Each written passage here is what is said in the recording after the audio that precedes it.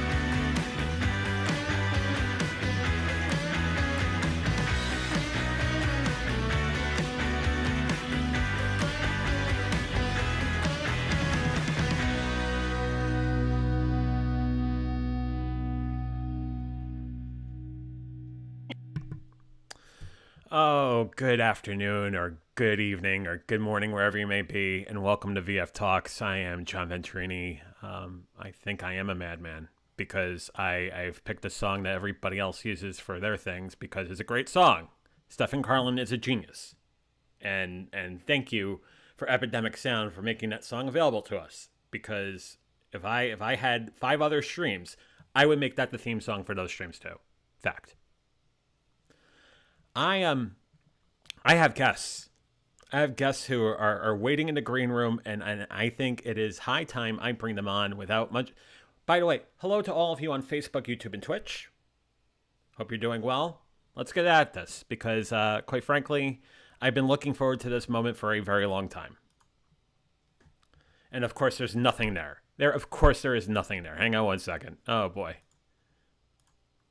Wrong one. Right one.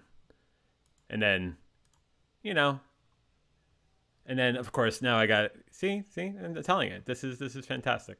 Okay. There we go. Paul, can Hello. I hear you? Hi, I'm Paul. Is that Paul? It's me. Is that Callie? I don't recognize him. And of course, there's a comment from like 5 years ago that Sarah, I gotta take that down. Got that? Okay, good. This is, believe it or not, my first time streaming. Who knew? First time. First time, long time. Paul, your haircut looks on fleek, my friend. Oh, thanks. Appreciate it. And I know I this miss is the purple. Oh, it's Can't well, you have know a what? It bad looks hair good. day. You can't. That's true. Here, can I tell you one thing that I've realized though with this haircut? And I don't know if I told you. I don't think I've told you this, John. That my old hair acted very much like a sham wow. In that every time I was working out, it would absorb everything. But now every time I work out, I'm just drenched. And like psychologically, that kind of messes with you because now I'm just wetter when I'm working out. And Same. I think Same. what was that? Same. Anyways, with this short haircut, I realized, oh man, it's working out's harder now. That's an interesting observation. Yeah. Because I'm sure mentally, yeah, it makes you feel like you're working much harder. Yeah, but you're not. Like I'm not working like this. It's the same stationary bike. It's the same level. There's not any more amount of challenging work, but because I think more sweat is hitting my face, like mentally I'm like I must be killing myself. And I'm like, what a weird little psychological quirk. What does your heart rate? What's your heart rate do during your stationary? 5. It's just oh wow, 5. I'm surprised you're alive. Mhm, I'm like, mhm. anytime I'm on the elliptical or, the treadmill, I look at, they have like a little grid that says your like different age ranges and then the heart monitor. You know what I'm saying? And then it's like, oh, very Mhm. low, medium, high, and then there's like a big blank space for some. And then I'm clinically like, dead. anytime I get like close to the blank space, I'm like, does that mean death? Should I not push myself this hard? I'm like, I get like worried Should kind I of. get a defibrillator? Is that part of this? Every time it says the heart rate for me, it says please like dry your hands and like grab it again because I'm like Grab my it again. genetics. Yeah, grab it again. Sure. But my genetics are yeah, grab it again and the monitor. Make it nice. Make it nice. Make it nice. And I'm like, I'm sorry, these are my genetics. My genetics are like I just become like a fish. I just become this like, and I can't grab anything. Anyways. Oh, well, it's all about grabbing, isn't it? Oh, it's all about grabbing, and there's a little tugging involved too. The really tug. wanna You get can't into forget the tug. Of course, it's the tug. Whenever I'm on the treadmill, I am such a weirdo about not holding on to anything. I feel like I'm gonna fly off, so I'm always like holding on to the thing in front of me. I'm like, That's a very unique breathing strategy. it's filter feeding. Oh, well, there you go. Sammy says, "Hey everyone." I'm just gonna go through the comments now because I don't have a queue or anything. Don't put a queue in front Hey, because it's not Sammy. gonna do me any freaking good. Oh, Sammy says, shouldn't you be working right now, or are you watching and working? Callie, the first pivotal question of the evening's proceedings. Well, no comment. Okay, good. She's pleading the fifth. Let's just hope nobody else is watching this. Austin thinks the song sounds familiar. Yeah, everybody and their grandmother uses that song. Sammy is using emoji to distinguish what he's doing while he's listening to the song. Glad we can dance. Sammy says he thinks I'm using the laptop mic. I'm gonna try something really quick if that's okay. Okay. Try all the mics.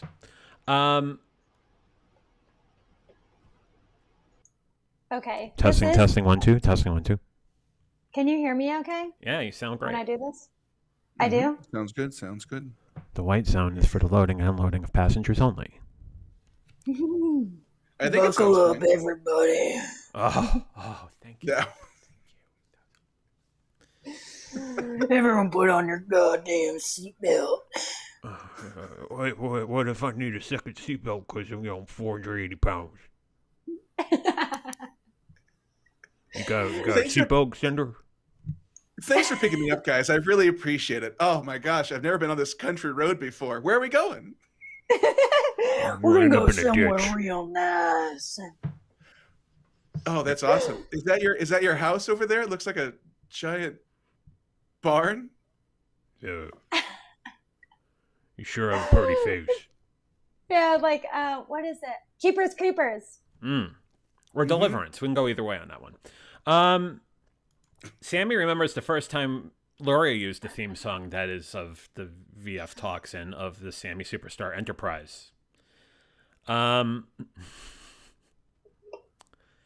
Sammy also is realizing that it's been almost a year since he met all the amazing LSP Lita Fan from August.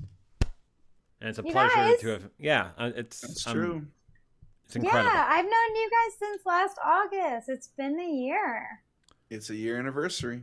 Well, I always thought we went That's to true. different high schools together anyway. Gotcha. Well, you never noticed us, JV. You were like too busy shoving us in the locker and hanging out with the cool kids. I'm sorry. I was in AP everything. I apologize. I Yeah, the remember cool John kids- told me once in high school to grab and tug, and I wasn't sure what that meant. Paul, Kelly, you know what I meant by that. You know, I it's the will- thing with the thing, the other thing, the other thing, right? That thing. I wanted to warn you, Callie, but I was also in the locker and I was just seeing everything through those little slits in the locker. Keeping Tom. And I was like, if I could only get over there and let her know. And I couldn't. But JV was just beating everybody up. Classic cool kid AP thing. Sammy says hi to you, Rex. Oh, I can't say that. You know what? I can't say. Rex says, what the fuck are you talking about? You talking to me? I don't see anybody else in it's like, here. How long have you been doing these shenanigans over here, back here? What the frick? Anyhow. Oh my god, that totally. So we've all seen Taxi Driver, right? Yes. Great movie. Paul, Sammy, you totally Sammy? missed. Oh no. Oh no. You missed Oh, an yes. awesome opportunity when you shaved your head. You should have done the whole bit. When you shaved your head. You should have done Yeah, the whole to do- Taxi Driver bit. You talking to me? You talking to me? Yeah. Talking to me? In the mirror. I don't see anyone else you're talking to. Boom. That's right. That's the opening stream for Lita this year. It's good.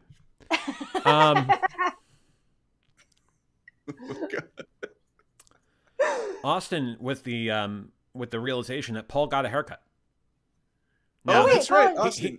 he sent this comment like 3 weeks ago, so it's like some sort of Kreskin thing going on here. A timer. That's right. though. Austin. I did, sir. You haven't True. streamed since you've gotten your haircut, right? No, I haven't. It was too short. It's still very short, much shorter than I was expecting it to be. But yeah, Paul, haven't streamed. Haven't streamed. I think I'm comfortable in saying this about it. You look fine. You look fine. You look fine. Fine. I look fine. Nice. You look nice. Thanks. Yeah, no, it looks fine. It's just, it's very different. It's very dramatically different. So, yeah. It is, but it does look good. Like, you still look like Paul. Like, Well, that's good. yeah. You don't look like Jebediah. What was the Sammy asked the question, why'd you cut your hair, Paul? I needed a change. Yeah, I just kind of wanted I just needed a change. So I don't know. Have you guys ever like had that like where you're like, I just need something like big and dramatic to happen to kind of shake up? You need to zhuzh it up. Right? Life. You need to zhuzh up the hair. Yeah. Yeah, that's, you know what? If you can't change something within, you change something outside. I'm just kidding, Paul. I'm messing with you. That's a Cali nugget. Hashtag Cali Impatience. nugget. No, I'm just kidding. That is much better than like, I don't know. I've made moves. Like I've moved cross country more than once just based on impulse when I probably should have just cut my hair. To be honest. Probably should have just cut my hair, would have done the job just fine. But I was like, no, I want to move to Alaska. Now in time for the Austin Shame on You segment. The ShamWow was a scam. It was a scam wow, if you will. So Austin boy. with our Consumer Reports portion of the show. Wow. I didn't read Miles' comment, but I see Miles in here. Hey, Miles. Good to see you. Also, Jeff, how are you doing? Party peep? Oh, party person? What's up, Jeff? What's up, Jeff? How's it going, Jeff? What's the haps? Marilyn's here. How the fuck are you, Jeff? LT from Utah. Hi, how are you? Hope you're doing well. Leonard. I apologize for the shenanigans in advance, or maybe I don't. You know what? I'm trying to stay appropriate, but I gotta say, I'm not gonna lie. And I don't know. I'm a little buzzed right now. I don't know why I do this. I use for Paul's. And I'm like, I don't know. Jeff is going back to a very interesting verb. Wait, tonguing? Details, please. LOL. Did we mention tonguing? Yeah. Oh, I missed When that. did we mention tonguing? I have no idea. We mentioned the old grab and tug, but Well, grabbing. Yeah. Oh. Grabbing. Oh, tugging. And Jeff tugging, not hold- tonguing. oh, Or Jeff heard grab and tonguing. So yeah, Hey. grab- It's a party over buy at me a Jeff's. drink. Jeff, buy me a drink first. All right, and then I'll tell you more. Jeff, we owe you a drink for that one. I need a cigarette. Paul says, I think you may be dead. Or Jeff says, I think you may be dead, Paul. Sorry. Well, I think your hearing might be shot. Oh God, am I dead? No, I've been dead this whole time. I just sixth sensed you. His new name is Paul Bob. No, let's not make that happen. Let's. Wait, why Paul Bob? That I don't even get the joke. Like Jim Bob. I Paul don't Bob. either. You sure have a pretty Oh. face. Yeah. I don't think I couldn't see Sammy making that reference. I can't. Maybe he got Maybe. some assistance there. Who knows? I don't know. Maybe he's got he some could- writers Yeah. finally. Yeah, what does that even mean? I don't know. Bob. Paul Bob. I'm trying to channel my inner Sammy, but all I'm getting is a lot of Ecamm, iMac. Is somebody famous who worked on Macs named Bob? I mean, I'm sure somewhere. Jeff Yes. didn't That's hear such the a good- tapping on the mic. Oh my gosh. Oh. Thank you, Jeff. Jeff, I 100%. Oh my gosh, Jeff. JV, you're called out a little bit by Jeff here at the bottom. JV, you're reading wait, I didn't comments see. so far behind. I know, Jeff. Have you not watched this show? That's what I do. There are some comments that were from like 3 months ago. It's Yeah. fun. I like bringing up like 3-month-old comments. It's like, wow, that has something to do with the winter. Why is that coming up now? That happens, Yeah, like, Jeff. Hey, are you excited about the Obama presidency? That's Wow. a comment that popped up. That's Who hot do you news. think's gonna win this election, Bush or Al Gore? Austin What's says all he this I hear for a about week ago. Clinton? And Elo, of course, I'm like 5 minutes late on this. Sorry I'm late. I was tonguing with myself. So Elo's getting in on this. Elo's thinking, this is going to be a hot time. I'm going to get on this. Hey, everybody. Anybody else going down to Dallas Kennedy in that car procession? Oh, no. That too soon. Too soon, Paul. Too soon. Did you hear that Marilyn Monroe died? Did you hear about the Civil War? Oh, this Berlin The Wall. Civil Is War? anybody going to do something about it?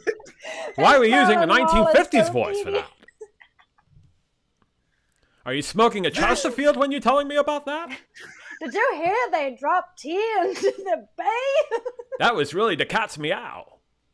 The new world, there's no such thing. It's just ocean and then nothing. And flat. And flat. It's as flat as my mother out there. The Silk Road? Never heard of it. The Silk Road, clear to your chest.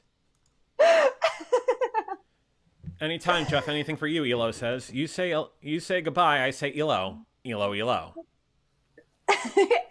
Oh, I think about that too when I see Elo's name. Oh my god. Sammy says, I have someone like Callie now, so maybe the person typed in the chat. So he's got staff. I actually have no idea what that Oh. means, Sammy. I think he's don't know crazy. how to decipher. I have my own Callie now, something like that. So maybe he came in. He is an That evil genius. He sentence- cloned you. What That does that sentence- mean? So many parts of that sentence are confusing. Let's bring it up just so we could dissect it for a second. My own Callie, and then Let's also get in maybe he Sammy's came head. in. I don't know. I There have is a lot someone going on like there. Callie now. So maybe the person typed in the chat.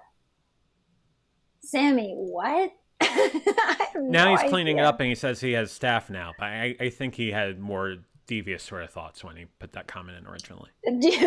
Oh, Sammy, you have staff. You have staff writers. That's He's got a exciting. gaffer and everything. I was going to say, Hold I've on. been dealing with this staff. Speaking of staff, I've been dealing with this staff since my surgery in May. May, I think Crazy. it was May. It's Is it like still? It's still. it's like It's still a thing right now. it's like I'll take antibiotics and it'll go away and then it'll erupt somewhere else. Like right now, I kind of got rid of it under my armpits, but it was under my armpits really, really bad. So is it an abscess? You have an abscess underneath? Mad, like itchy cysts. I don't, it starts, the type of staph infection it is like starts with an H, I think, but it's infuriating and I'm trying to find a new doctor because my current doctor is just not listening to, she's not listening to me at all. Like it'll start going away and be almost gone basically when I'm done with the antibiotic. And she's like, oh, it's a rash. And I'm like, it's literally not. This is from, like, even the hospital said it's from dirty surgical equipment Mm. and it's traveling around my friggin' body. Like, give me proper antibiotics, please. And she's like, you just need steroids. It's a rash. And I'm like, no, I'm not taking that. I want my antibiotics now. It's going to take more Yeah. than antibiotics. But I understand the thought of putting you on a steroid. I would almost think, oh, Jesus, Solumentrol? Maybe prednisone at least? But I'm like, good with anything. But that'll get it antibiotics away. definitely to clear it up if it's bacterial. I'm not like a doctor. ruining, I'm not in medicine, but that's just my opinion. Go ahead. Well, I am like ruining my body being pumped with all these like anti-inflammatories that aren't working. And when I like the only time it's worked is when I've taken an antibiotic. She's given me steroids already. Nothing like Mhm. it didn't work. Like I've done that. And she's just like pumping me full of things that aren't working, but they're messing with everything else in my body. And I'm like, just give me my antibiotic. Just give it to me so I can be done. So It's you crazy. have Sarah says no So you one have- would survive Callie on prednisone. By the way, hi, Sarah. How are you? Hi, Sarah. So you have What's that? tried, because I know you've been asking for antibiotics. So you have tried what she's giving you, but it's not working. And is she Yeah. saying just we need to try more of it? No, so Or- like, so when, because I've been in the ER 3 times now for this, 3 or 4. Yeah. Wow. For this whole thing since it started in May. And the first visit that I got, they gave me an antibiotic and it was starting to kind of clear up, like it stopped. But Yeah. it was erupting more afterwards, like a couple weeks afterwards. And anyway, so then I was put on another antibiotic and steroids, and then it like seemingly went away. But then like a month ago, it popped up again. And I went to the doctor again and I was like, hey, I need an antibiotic or something. Like, this is that same staph infection. It's the same thing, but now it's moved to a different part of my body. And Second she's opinion? like, looks like a second opinion on what? Oh, Sarah? On basically what you've been diagnosed with, the course of action. Have you looked for a second opinion? That's what I'm trying to do, is just with my insurance and stuff, because the US medical system is trash, in my opinion. Finding another doctor is nearly impossible, so I'm probably just going to have to pay out of pocket at this point, which is whatever. It's worth it to me at this point because it's been months since my body has been normal, and it's driving me crazy every day. Like, this staph is insanely itchy and painful. And like, I just want it done. I just want it over with. It affects so much of my mental health, like so much of it. I'll be totally real. Like, I've been wanting to just off myself for the last, I don't know, like 2 weeks maybe, because it's been coming back up more powerfully and stuff. And I'm stressed. And then I got this on top of it. And I'm just like, I'm done. Like, screw this. I'm so done. As well, you should. I understand. Yeah. My God. Hey, So Jamie, I how just are you wanna- over on yeah. YouTube? Oh my gosh. Hi. Take care, Austin. Have a I good mean, you probably thought about this. Have you thought about like going to an urgent care, or have you gone to an urgent care and just kind of dealt with one of their doctors? Is almost yeah, okay. That's exactly my problem, kind of. Like, the only doctors that my healthcare will cover, because I have like poor man's healthcare, because I don't want to pay $600 a month to get basic Got it. treatment. Sorry, the US is pissed me off, But yeah, so I've been like going to the ER, going to urgent healthcare, and it's just given me shit after shit after shit.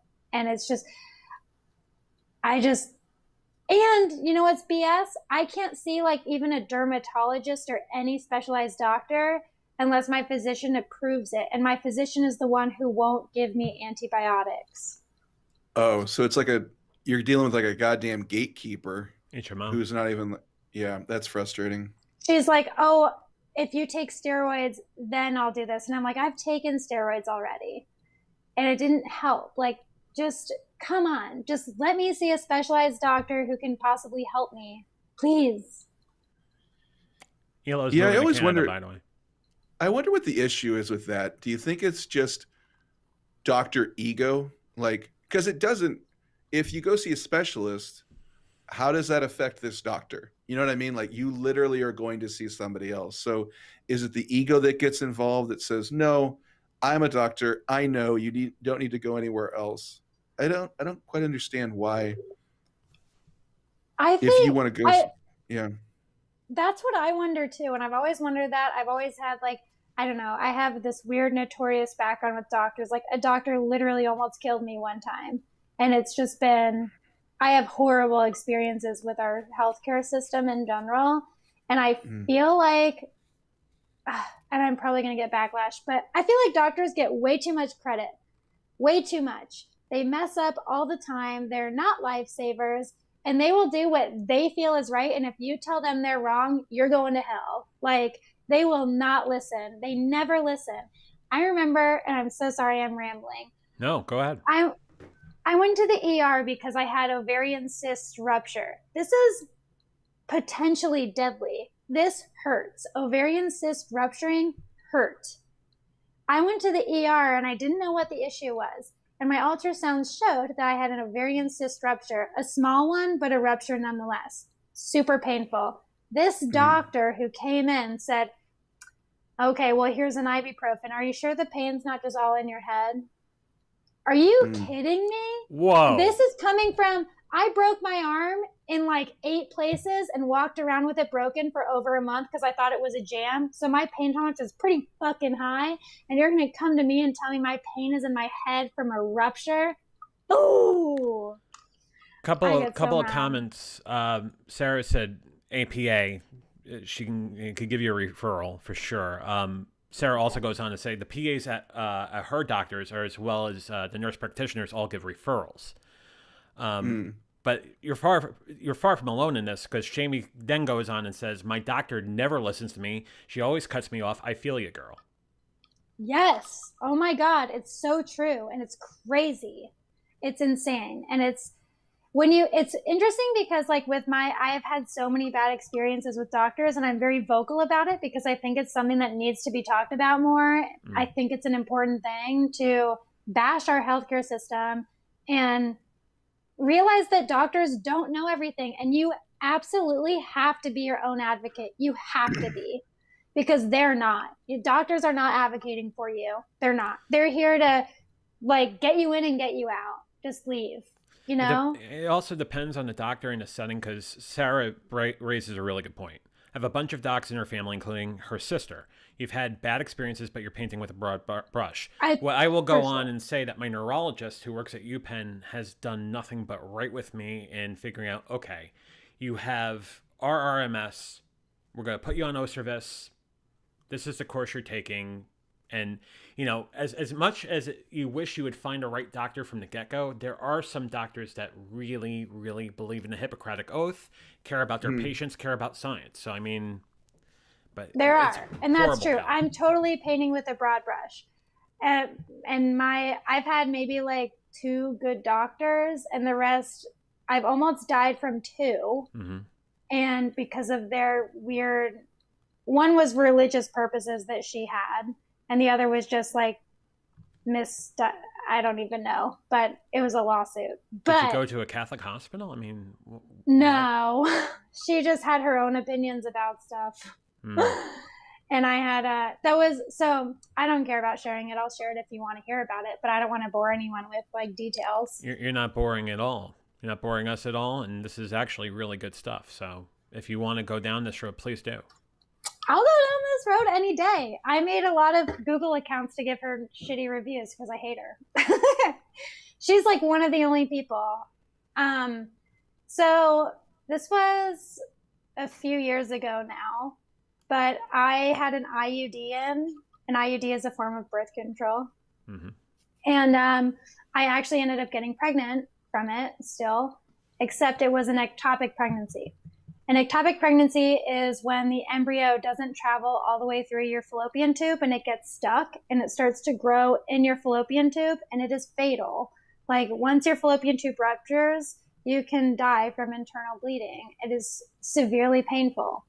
I had an ectopic pregnancy because of my birth control. And I went into the ER, extreme pain, high fever, all this crap. They took an ultrasound on me, and the gynecologist was on call who would have performed the surgery on me. It took her 2 hours to get to the ER. This town was 5 miles wide. Just side note. 5 miles wide, and that's giving credit. Like the town itself was 2 miles wide. Anyway, besides the point. So I'm in there. They took the ultrasound. My fallopian tube had ruptured. Like there was internal bleeding going on. This woman just walks into my room where I'm crying and like curdled in pain. And she goes, "What's your pain on a scale of 1 to 10? And I was like, listen, I don't cry. And I was just bawling eyes. I'm like, I am in so much pain right now. Please just help. She looks at me and goes, "This is what happens when you have unprotected sex." Oh my God. Even though number 1, it wasn't even unprotected. Number 2, who cares? Who cares if it wasn't unprotected? So she administered 2 doses of methotrexate, which is chemotherapy, instead of taking me to the OR and doing surgery like she was supposed to. So I took the methotrexate because I had to. And she said, "If you throw up, call me and we'll do surgery." I threw up not even an hour later, and I called her and I said, "I'm puking." And she goes, "Just tough it out for the night and call me in the morning." Tough it out. Oh my God. Wow. I ended up back in the ER because I had a fever of over 103 and I couldn't move. Like when I got to the ER, I collapsed on the floor and I couldn't even speak. Oh, Callie, They had to take me directly to the OR because I was fucking dying because she wouldn't take care of me and just she should have just given me surgery, but it was because of her religious beliefs that she didn't. I'm going to ask the dumbest question of the hour. Please tell me you talked to a lawyer about this. I did, and you want to know what's bullshit? Mm. This is something that, again, is part of the United States that is so infuriating. So she had actually had her own office that went out of business because of malpractice and went to this hospital. This hospital is government subsidized, which means a court case can only last 3 months, and court cases do not only go for 3 months. There is no way of me winning. It was because it's government subsidized. No lawyer would pick it up because they're like, listen, you do have a case, but it would go longer than 3 months. They win. Miles had a very interesting point. Says this isn't an excuse but an explanation. When you consider all the effed up stuff doctors have to see and deal with, they have to develop a super tough mind to cope. I get that, but there is something called bedside manner, and there is something called a Hippocratic Oath. I understand where you're coming from, Miles. Absolutely. But I mean, I totally get where you're going. He says, unfortunately, the offset is there are massive compassion gaps, where mistakes are made and they don't provide the care patients deserve. Darn straight they don't. Mhm. And it's like, how can you, it's the kind of like her response to me is what was so infuriating. The whole, this is what happens when you have unprotected sex, to someone who is internally bleeding and crying and in so much pain, and her response is that of doctrinated religion. Are you kidding me? In a profession where you're supposed to like be concerned for the patient, and like your goal is supposed to save them. That's your goal. But I had a different doctor that performed surgery, and then I sent him a card that said, thanks for saving my beaver. Miles says, yeah, we are in agreement. So sorry to hear this, Callie. The heart. It was years ago. So all I do now is I really do actually make accounts. And to this day, I will leave negative reviews on anything I see her name on. Anything. The fact that That's she's good. still practicing is befuddling, for sure. It is. I'm curious. It's insanity. Was there anybody else who, when you do leave reviews, is there anybody else that's saying like, this woman is trash? There are people who have said that she doesn't listen to them, that she brings her religion Okay. into things. So I'm not alone. I just go the extra mile and I put my whole story. I put my whole experience with her. Like, I am so detailed about it. So I'm like, if I Kind of can't, have to be. like, yeah, if I can't like get her to lose her job through a lawsuit or anything, then I'm just gonna keep like attack. Bear whatever I can do. It's good people know. It's great that you let people know that. Yeah. Sammy had a very interesting Infuriating. comment from before. He said, maybe Dr. Elo could be your new doctor. To which Elo was cracking up. I'm gonna do I'm gonna do the infamous Callie pee in the sink while we're doing Oh, this we right finally now. got one on VF Talks. That's awesome. You This get is one on fantastic. VF Talks right now. We got one of All right. your talks. Paul, bucket list. There's a cross off. That's a win There and you a go. half. Ironically, a bucket would be helpful at this point. I know. I'm like, John, I don't know what you do in this house, but it's about to get a little wild in here. Yeah. I'm trying to be On a very- tame as much as I can. Miles laughing at. We were talking about healthcare while I'm sitting here drinking red wine and finishing off a massive tub of ice cream. Great show, you 3. That is. You Miles, know we what? love you, That's man. health That's for the awesome. soul. That's health for the That soul, sounds- Miles. Yeah, that's self care. Miles, that's a good night. That's a good absolute night, self-care, Miles. man. I wish my doctor was like, you know what you need? You need a tub of ice tub of cream ice cream. and a fine Rioja. Yeah, I'd be like, oh, okay. I'll leave you a great review on Google. Austin's asking the obvious question: is Callie relieving herself? Well, of course. Come on. Yes, Have you not seen the I show feel before? better. Do you not know how I operate, Austin? Of course. And there's the ongoing joke that there's a sink in something. It's gotta watch it. Watch the best of. It's fantastic. I'll be back in a second. I'm not relieving myself, and there is no sink, but I'll be back in a second. He's Best doing of- both. be- Don't listen to best him. of He's luck, doing Paul. both.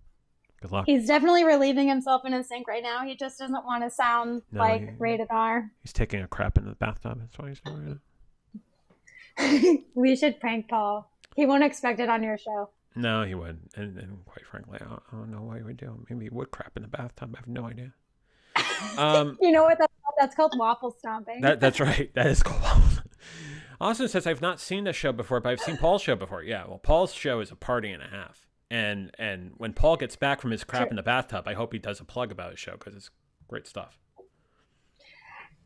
I'm not sure how, like, I'm trying to be as tame as I can because I'm good. Because you've seen how crazy Paul's can get. I'm trying not to bring that to your house because it might be rude. Callie, please know that Mikase Sukasa, as Paul knows that by now, that he's a co-host and you're an unofficial co-host, and that's why Mikase Sukasa. Mikasa Sukasa. See. See. Oh my goodness. Well, Miles with a public service message. Yeah, pee in the sink only. Don't poop unless you have a kitchen sink strainer plug. Message paid for by the Home Depot. Disposal. Do they have garbage disposals around the world, or is that a United States thing? That's probably a dumb question, but I'm curious. I don't know. I'm not up with the hardware. I think garbage disposals might. I don't know. I've lived in a lot of places where I don't have a garbage disposal, but I have one here. I don't really use it much because I'm used to not using one. But I was curious, like, do people know what garbage disposals are around the world? Yeah, I'm sure there are garbage disposals around the Western and Eastern hemisphere. I mean, I think it's around the world for sure. You think so? I feel like the United States, we're so used to just wasting things that it's like, oh, garbage disposal? Yeah, everyone's got one. Miles says they aren't common in the UK. My parents got one, though, after living stateside for 3 years. Oh, okay. So everyone knows what a garbage disposal is then. Do they go the opposite way in Australia? Yeah. I know. I don't even know what way they go in the U.S. Sammy was wondering if he can join us. I don't care. It's your show. I'm just living in it.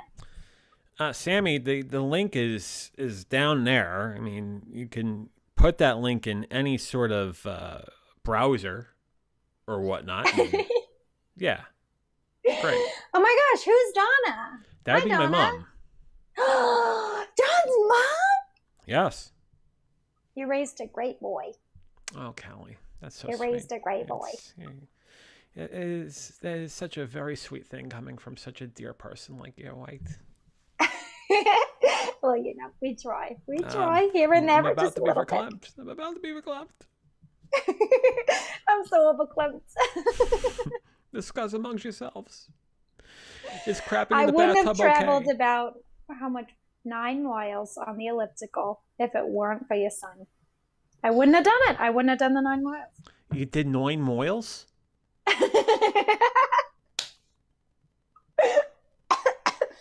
I clearly thought you would do 6 miles. I thought now you're doing 9 miles. Moils? Moils, like you know, about to have a circumcision or something. Wait, what? My mom says bye. Hey, good night. I love you. Oh, Thank you for dropping by. Hello and good night. That's right. She's like, I've seen enough. John, I've who seen are your enough. I friends? don't want to know. I don't know what you're doing here, but I'm gone. Who are your friends? Oh wait, okay. Don't tell him what we said. No, we're not gonna tell him. Hey. No. Hello. Oh, ooh, it's a little awkward in here now. It's horrible. Oh. The energy really just dropped. I mean, it's like, Ooh, sorry about that, guys.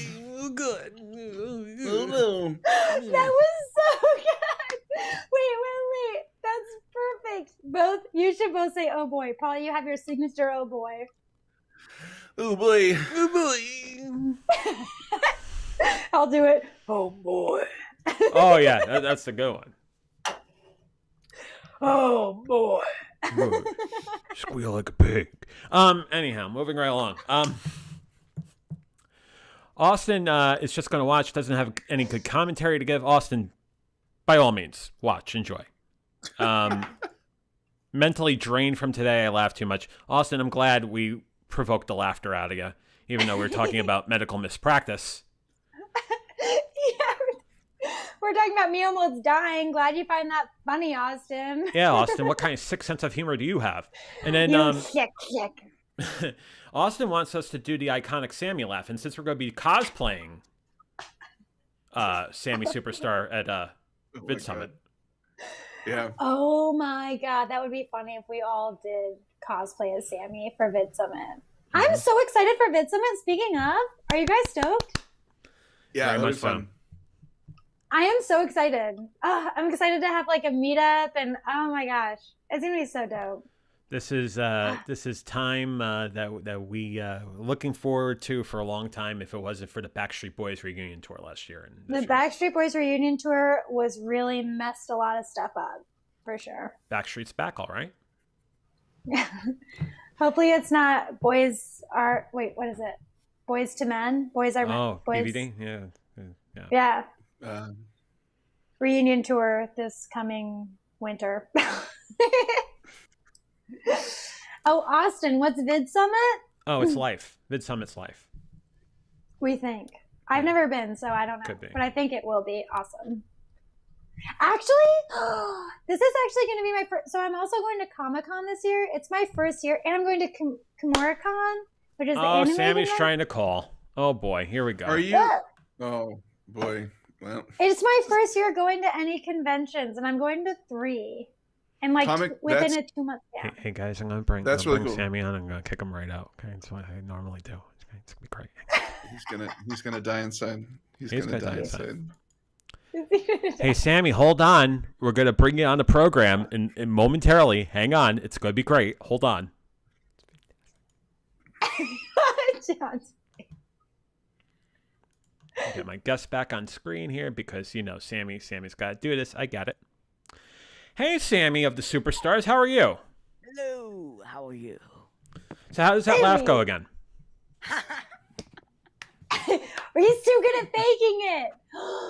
Sammy, you're so good at faking it. How do we know when it's real? I don't know. Just like figure it out. So I have a question. Oh, you have plenty of questions, Sammy. What else is new? Everyone going to Vid Summit? Why is this? Why are you speaking in quotes? I don't think everybody's going. Tell me There are something some about that people- rash you have. Not.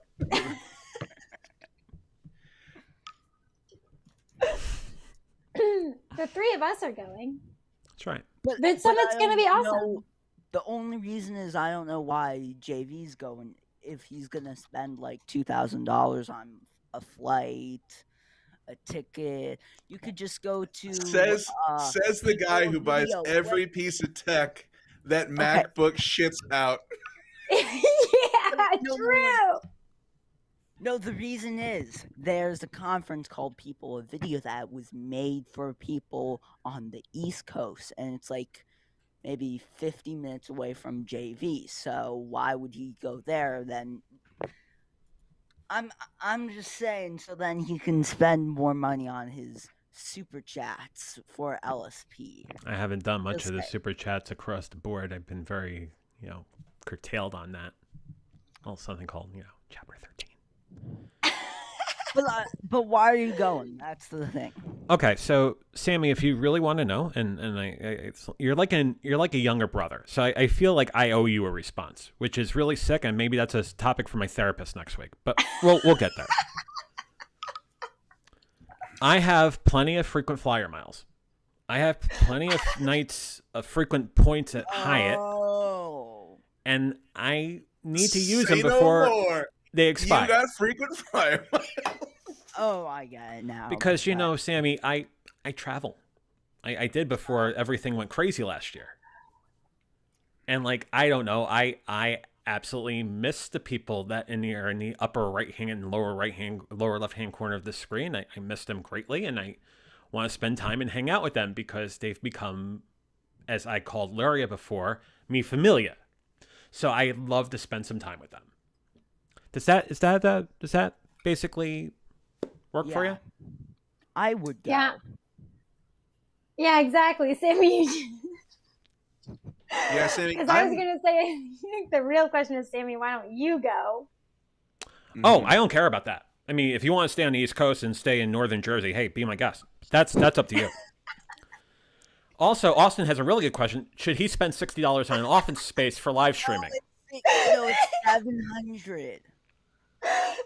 And it's a nice office, you gotta expand. I can't be in the same room for 20 years or Oh, I love 30 you, Sammy. years until I'm old and doing my last Lita when Gloria stops when she's 70 years old, Is that what she's going? She's going till 70? Live streaming grandma? It's written. It's a hermetically sealed in a mayonnaise jar. She's going to 70 years old. Don't you know this? Yeah. Last episode, she just becomes dust and blows away. Yeah, we've just got her like every Monday and Friday, 10 a.m. PT, I mean. It'll just be a camera pointed at her grave site. Oh, God. Holy shit, that's macabre. And schedule. Oh, my God. Austin really asked a really good question. Loria and Sammy are going to turn 70 together. Well, there's a bit of an age difference. So you're going to have to do some sort of quantum leap or some sort of Benjamin Button thing going on here to make sure it works. But yeah, maybe. Who knows? We'll just reverse. What is it? Oh, I was thinking of the super fight thing. Super fight. My brain's gone. My brain's gone. 20 years or something. Or maybe 30. Whatever. Something like that. It's crazy to even think about, like, next year. Like, who will you be next year? Do all of you feel like you're a different person from a year ago today? Ooh. Yes.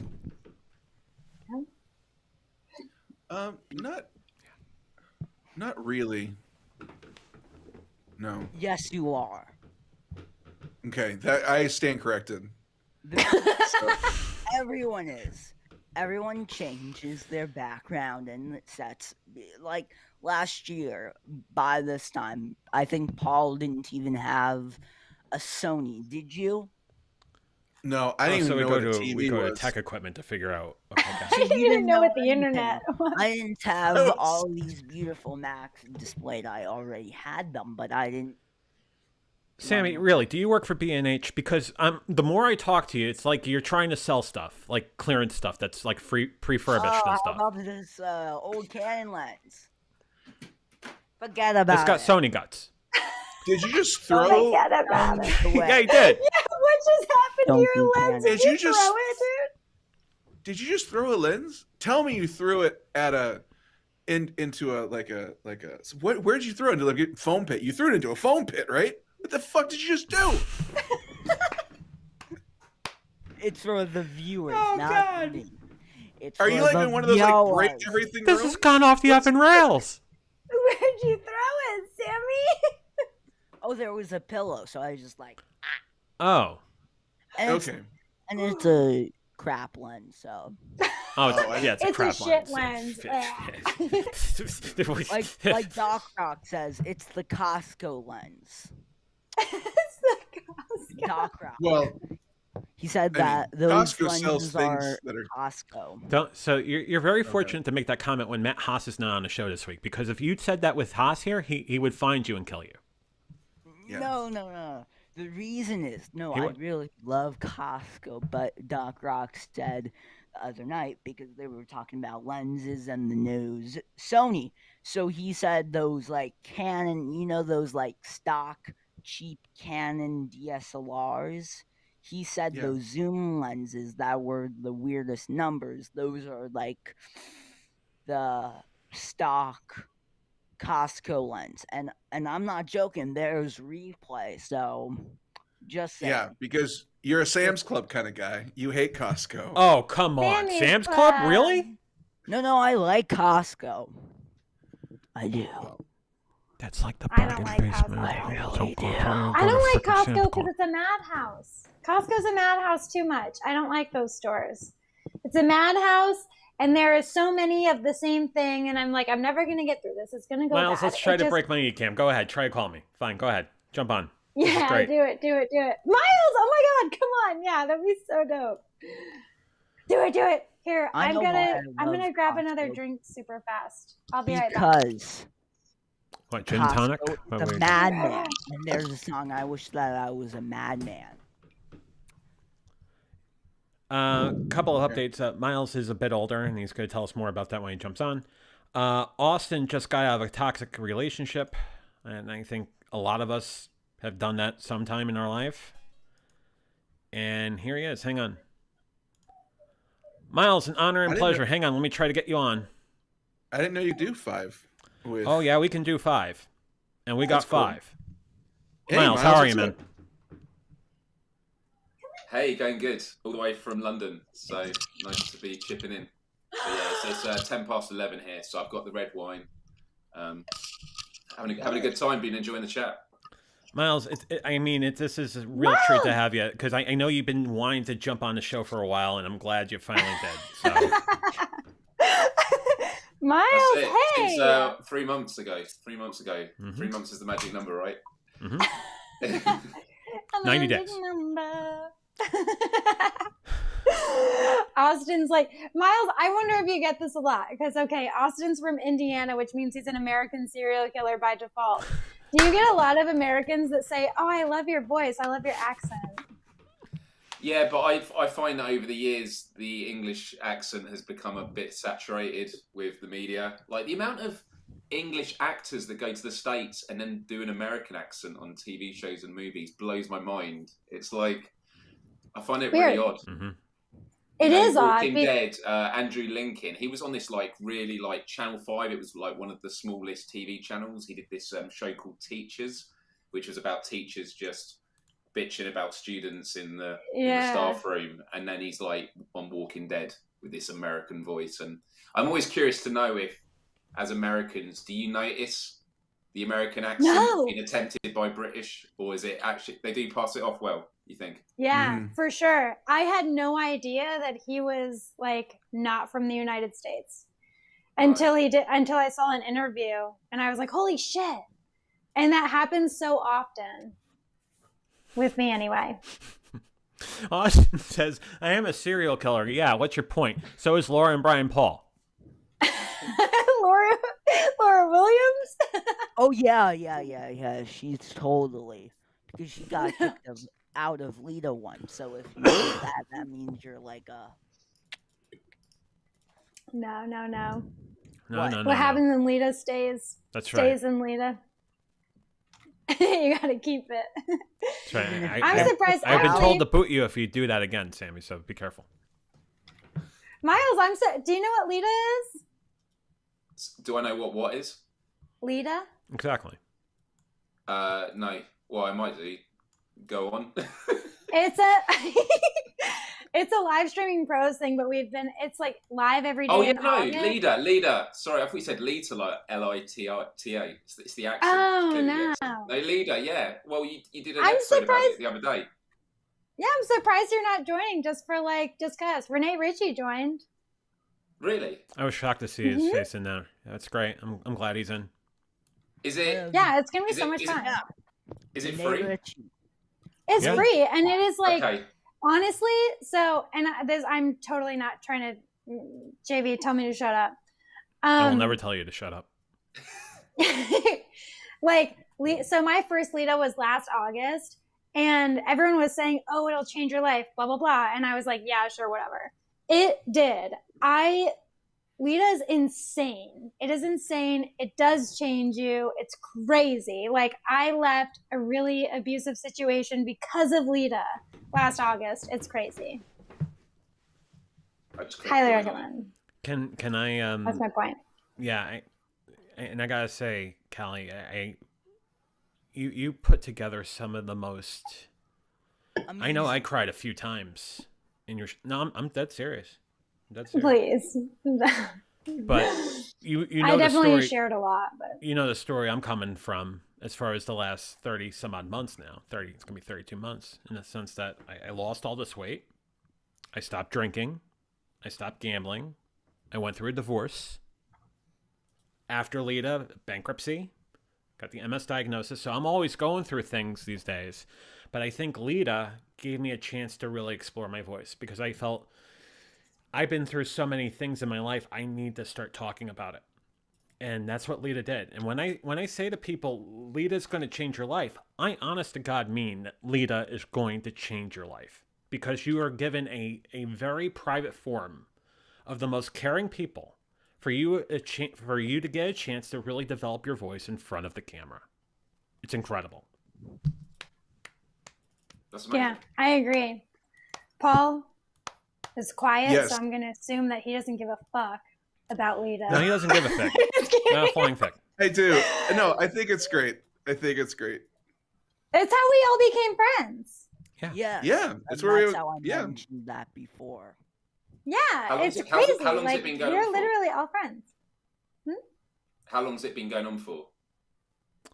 Well, so Lita used to be about tech only, and then I think last April is when Luria changed it to like Confidence just and- bring yourself. Just bring yourself. These are personal challenges. Let's go. So it's been like this type of Lita has been going on for what, like a year and a half now, I think. Yeah. So this is the fourth like confident thing. Blah blah blah. Yeah, it's so dope. It's Can't wait so for my awesome. 10th. Austin You what? says, I see 3 people with proper setups and a good-looking background, and then there's Callie in her office. Damn No, right. I was Who saying said I that? can't wait till Austin. my Clearly, 10th clearly she doesn't Lita. need to rely on her background. It's all her. yeah. Well Yeah, I said. like to think well so. said, Miles. Hey, guess who's here? Well said. I need pretty Wabba! lights. I need something to distract. Whoop-ah! I love the Hey, on air light. That's nice. I don't want, my beauty to take away from any of this luscious Oh, bath. baby. Oh, Oh, my God. Oof. that looks so Oh, shiny. oh my It's God. nice. Oh, Well, there's that, I'm gonna have to run another 3 miles to cool off. My God. Hi, Paul. Oh my gosh. Paul's the best. Yeah, Paul is the Ah. best. Well, both Yeah, he's Pauls. so Both dope. Pauls are phenomenal. Well, one more so. I'm just kidding. Oh, shit. Fight. Oh, shit. Shit's gonna go I'm down. totally kidding. By the way, viewer discretion advised for this episode. We've been dropping the F-bomb and cursing all over the place, so we apologize for that. There you go. I'm really trying to not. I'm trying to be good. Austin meant to say 4 people I can't count, but don't tell Paul he said that. You gonna take that Well, from him? No live math. Never do live math. And then Ela with a Says- good point there. One more and you'll have to use Skype. Ha ha ha. Yeah. That's a triple hire. Or Zoom. Or Zoom. Don't forget Zoom. John reading comments is the funniest shit ever to me. Oh. I love it. Ha You ha missed ha my ha comment. ha ha. Paul says, "Ooh, no favoritism here." Ha ha ha ha ha. That's a 4.5 hour. She's good. That is a half. That is a half because it ends with an H. That's right. What if someone was like hardy ha ha? Well, then it would be Well, a that Hurdy would and still a be a 5 fun ha. Hurdy 5 ha. Yeah. 6 hard on. Austin says, "Can I join that in element?" I mean, look. You could join Lita. You got the website that had it up for a second. You could join this No, chat. I'm not sure if we can get Lita. 6 on. I don't. think Sammy, you're the Austin's expert on this. speaking. Could we get 6 on the on the camera? Okay. Austin's internet is like literally run through a potato. I'm pretty sure it's just like a Yeah, couple wires That's plugged tasty. into a potato. I like a potato. Why don't we do this, Austin? If you want to jump in, I'll jump off, and then there's room enough for Austin. Paul is to like jump in. Paul is like any excuse to get me the fuck out of here.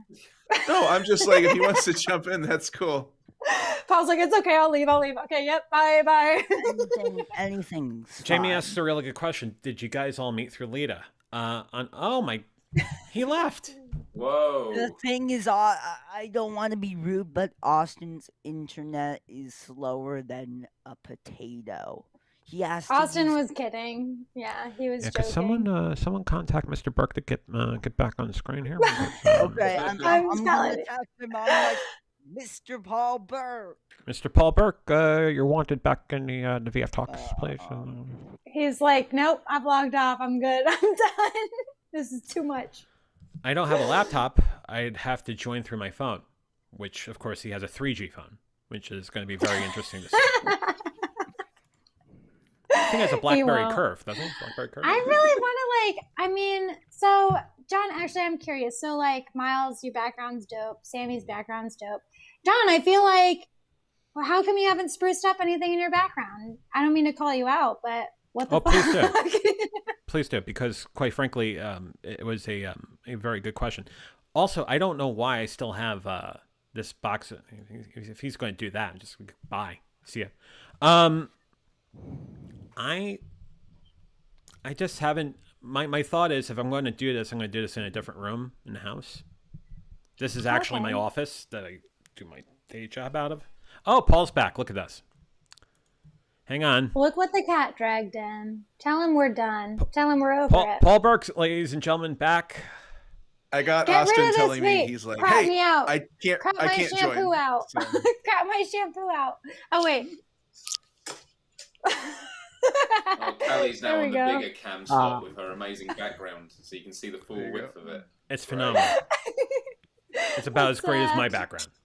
See that? Oh, I You've scared got a Bird. cool whiteboard, though. I mean, I'm sure it would be stuff we wouldn't be able to see, but like having No, a for whiteboard good with reason. stuff There's written probably on like it. account numbers and stuff that you. No, Right. There's no. If you have like, well, so John, do you live in a house or an apartment? I live in a house. Are you interested? Okay. You want new roommates? Yeah. Why not? Do you put you could put the whiteboard behind you, or like, what's your plan, I guess, for your studio? What's your like ideal studio? It's a very good question. I've talked to multiple people about what the right plan is. I think there's a formal living room here that doesn't have much of anything. I was going to turn that into the studio and get some lighting. I got to be honest with Paul there in the lower right-hand corner. Circle gets the square. That his lighting has been a bit of an inspiration. So I'm thinking of doing that with, Govee or whatnot. And I'm not sure if I'm going to do all this stuff with the Streamlabs and, I'm going to make the colors all red and yellow. I'm not going to do that just yet, but like, I want to get something a little bit more. And let's face it, Callie, I've been doing this for a year. So Yeah. like, oh my God. Here's the other co-host of the show who is away on assignment right now. Hey, I'm here. Hello. How you doing? How's it going? Matt Haas, what's up? Haas. The Wizard of Haas. When it comes to backgrounds, it is definitely about doing it one thing at a time. Because to be honest, my setup has only sort of come to fruition in the last 3 months, maybe. And it was like I organised my office space. I got a new desk, and that meant I put my filing cabinet. I've just got a load of random bits and pieces I found in the background, and then because I've had a few Philips Hue bulbs, I just put it in an old lamp from downstairs, and it's amazing the difference you can make. But then when I look at stuff like the on-air sort of lights and stuff like that, that's really cool. But that require a bit more investment. I like your background, Miles. I like it. It is pretty That's dope. good. Yeah, it's super chill, Okay. like low key. I like it. And actually, that's just a diffuser, incense diffuser. So that like it's got a What kind practical of what functionality. kind of incense do you have burning in there? What you got a nice aromatherapy going on there? It's it's cinnamon flavored at the moment. Mm. Yeah, it's good. Ooh, It's good. some Very nice. A little bit of sin for the room. Gotcha. Yeah. Well, I've hint never of got one lavender to go before. with. I've got some lavender. I haven't used that yet. Although I hear lavender's good for making you sleepy, right? Isn't that? Yes, Isn't that? that's right. Yeah. Mhm. Also, It a makes great you calm. anti-inflammatory. Oh yeah. I have a really hard time sleeping at night, which is typically why I have an edible fairly often to go to sleep. But lettuce water with lavender, I put Oh, she was lavender telling in me my about water. this. I never Yeah, did the lettuce. yeah. I bought a lettuce, and then I never did the thing that you asked me to do, which is boil Why it. not? You have to. You're only hurting yourself. Just to explain it from my Miles. perspective, I had some really bad heart palpitations the last few weeks, and it got me quite anxious, which obviously adds to that feeling. And so I was like not able to sleep. And Kay was like, "Oh, what you should do is boil some lettuce leaves and then drink the water." And like, as much as I adore you, Kelly, my first thought was, is that because it's actually a good remedy, or is it because that gives you poison? Like, I wonder. Okay, listen. I was like, is this from the pesticides? yeah, it drains the pesticides, and you drink that. Yeah. No, it's legitimate though. After I did more research afterwards, I was like, oh wow, it's not the pesticides. So After I did Yes. the research afterwards, love it. I did the research after because I'm desperate. I'm not gonna lie, I'm desperate. Green shower curtain would get you a green screen. By the way, Austin made that comment about 5 years ago. Now I'm just bringing up on screen now. I just I saw am Ela horrible at says this. lick the lettuce before sleep. Got it.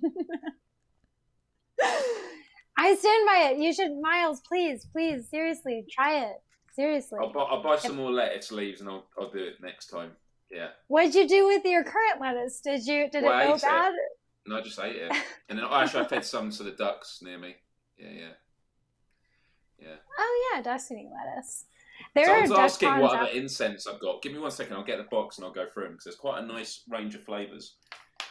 incense rules. I just want Incense, to say bro. something.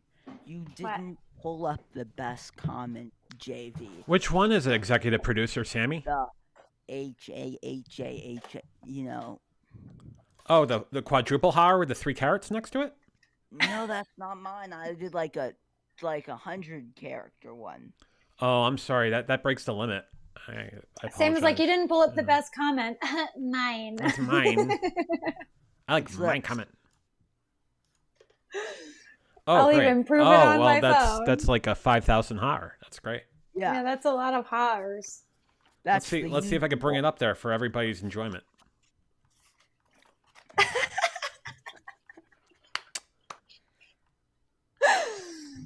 There are Oh my some things gosh. on this list that I've never heard of. So there's Lang Lang, Y-L-A-N-G. Have you heard of that? No. What's that? So I could have just made I've- that up. Could have been. Or, I it could have been the know, name I of a wouldn't panda know. for all I No, know. it's legit. It's legit. Let me find it. And Bergamot. Is it? Bergamot, I've heard. Yeah. Okay. So it's not gonna. Elo find says it. Sammy Superstar's What not is so that? bossy.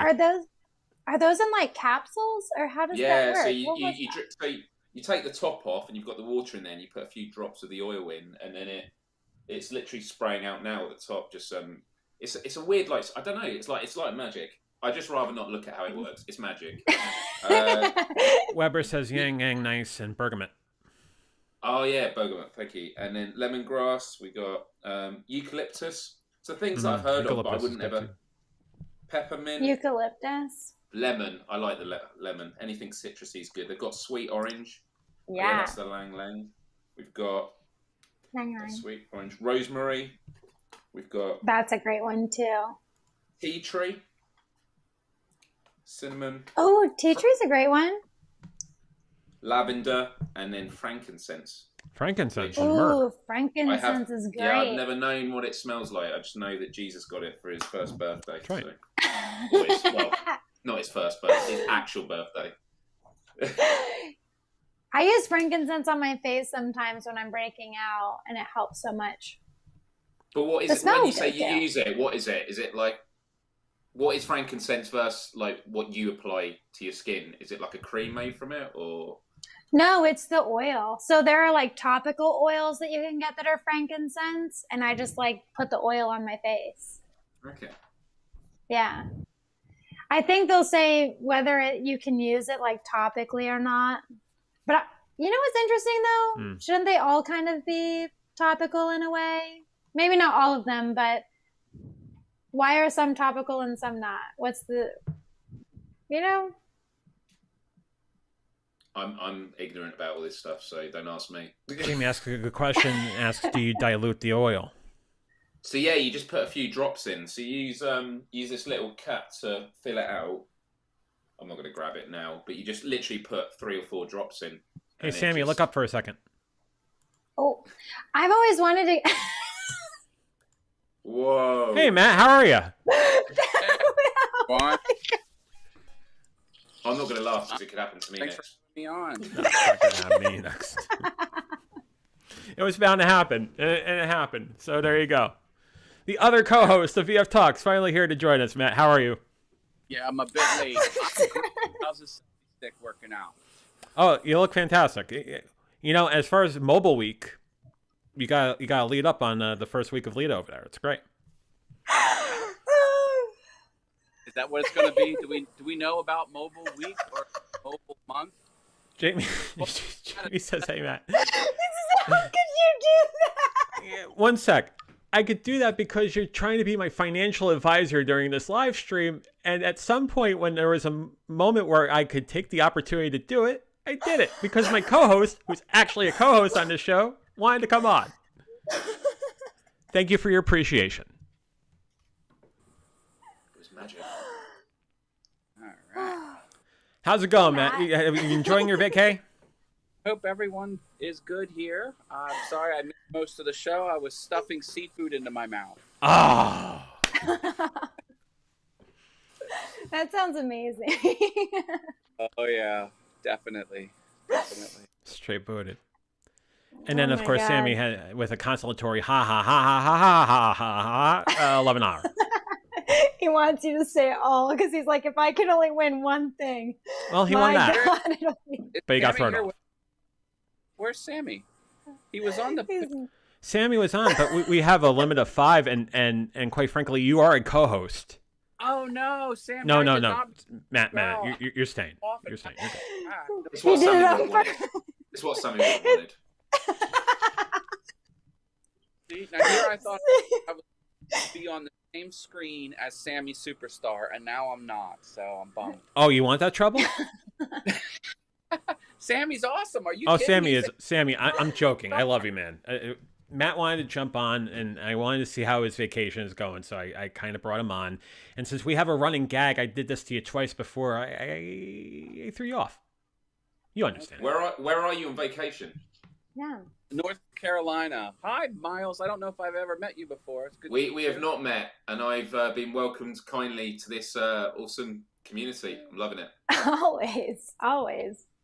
Congratulations, and you have my deepest condolences. We're really sorry. Really, really A sorry. warning. Where in Okay. Where in North Carolina are you, Matt? I am in Well, you don't a have to tell us. You don't have to. little town called Holden Beach. It is very, very far south of the state. It's mostly family residences here. And that's where we go for family vacation. And I'm having a blast. So thanks for asking. Yeah. That's been- awesome. Been hot and getting hotter. Each day of the week, it gets about 8 degrees hotter than it was previously. So now it's North Carolina's good that way. sun's going down and it's 90, which is okay. I mean, 90's not bad, but I'm okay. It is summertime. Wow. See the sun. Where does the sun go down everywhere you guys live? What time is sunset where you all live? Well, it changes by a minute and a half every day, but now it's. I think we're like at 8 o'clock or a late 7 o'clock hour. 6 minutes to 9. It was today. Okay. That's It's about the still- same Yeah. here too. I think. Yep. Yeah, it's Um, like around 9 still it gets dark. I feel like I Depends. need to answer this question real quick because I feel like I owe this. Callie, Paul, Sammy, who was on the show before, he got thrown off. Matt, we all met through a program called Lita, live every day in August. That was the website that was up before. I'll bring it up again. But like, it is such an amazing workshop that if you ever want an opportunity to go on video and just share, I really think it's therapeutic. By any stretch of the imagination, it's therapeutic. It does change your life. And It does. Really.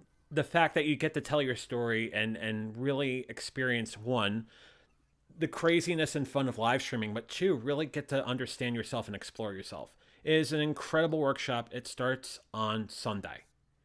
And that's how we met. And Miles is a great guy too. Callie, thanks Miles for is awesome. application into the Facebook group. I appreciate that. I presumed you pushed the button this morning. I did. I pushed the button for you this morning. Yeah, I did. Thank you very I much. was actually, Matt, I wasn't sure if you were going to join for some reason. I don't know. For some reason last night, it was really hard for me to fall asleep. So I was just thinking of like, whatever, random shit. And I was like, hey, why hasn't Matt joined Lita yet? Is he going to join this time? What if he doesn't join? I wonder if he will. Email list I did super early, and then I'm like, oh my gosh, it's almost time for Lita. I'm like, I better check my email. So I pulled up Live Streaming Pros from my inbox. It kind of got buried. I'm like, oh, get in the group. And I'm like, oh, it's early on the East Coast. It's gonna be a while, but it wasn't long. So you must have rolled out of bed and hit the OK button. Yeah, I started when it's Lita. I work starting at 6 a.m. like every day, and I'm like boom, boom. Sometimes earlier, but You're amazing. You truly are amazing, Callie. thank you. Keep going. No, I'm just kidding. Jamie said, "You guys are braver than me. I still have such a fear." You're doing it in front of a private group that is very loving and caring. If there's anyone to do it, better to do it within a small private group and not out on the vast of the internet. You're getting a place where you can explore that. And you, sorry. Go ahead. I'm trying to get my friend Denny to join. He's a announcer for local sports events, and I'm like, this is live stream, the perfect transition. You know, you're practically, live in front of people as it is now, being a PA announcer. But I don't know if he's going to join or not. I said, this is the last day. You gotta get it.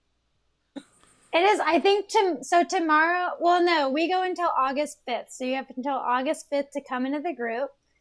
But then, of course, you're a little behind on the challenges, but it's crazy. I was saying before, Matt, before you hopped on, when I did my first Lita chat, my first time in Lita, and everyone was like, it'll change your life. And I was like, yeah, okay. And it really friggin' does. It's crazy how every Lita you come out feeling like such a different person because you're around the whole community. I'm speaking to you, Miles, because I'm trying to get you in. Miles, this is I've this signed is up. for you. I've signed up. You did? I signed up when you mentioned it. Yeah, but I was just going to say to Jamie, what Jamie was mentioning about you guys are braver than me. I still have such a fear. The thing I would say is it's not an either or when it comes to bravery and fear.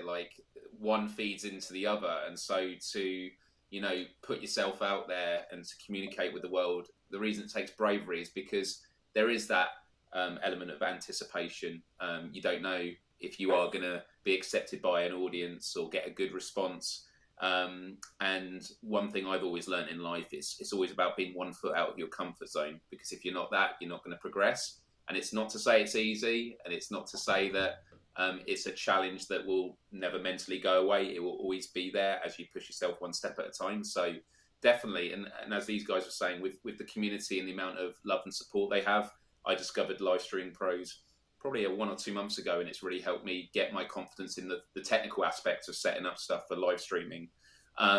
It's the perfect way to do it. So as someone who's who's only just joined it and not done it, I think you should give it a go, because what have you got to lose? Right, Miles, as I said in the Facebook group earlier, 1 step at a time, 1 day at a time, 1 foot in front of the other. That's what it's about with a lot of things in life. Exactly. So true. Happy birthday to your sister, by the way, Austin. Oh, yeah.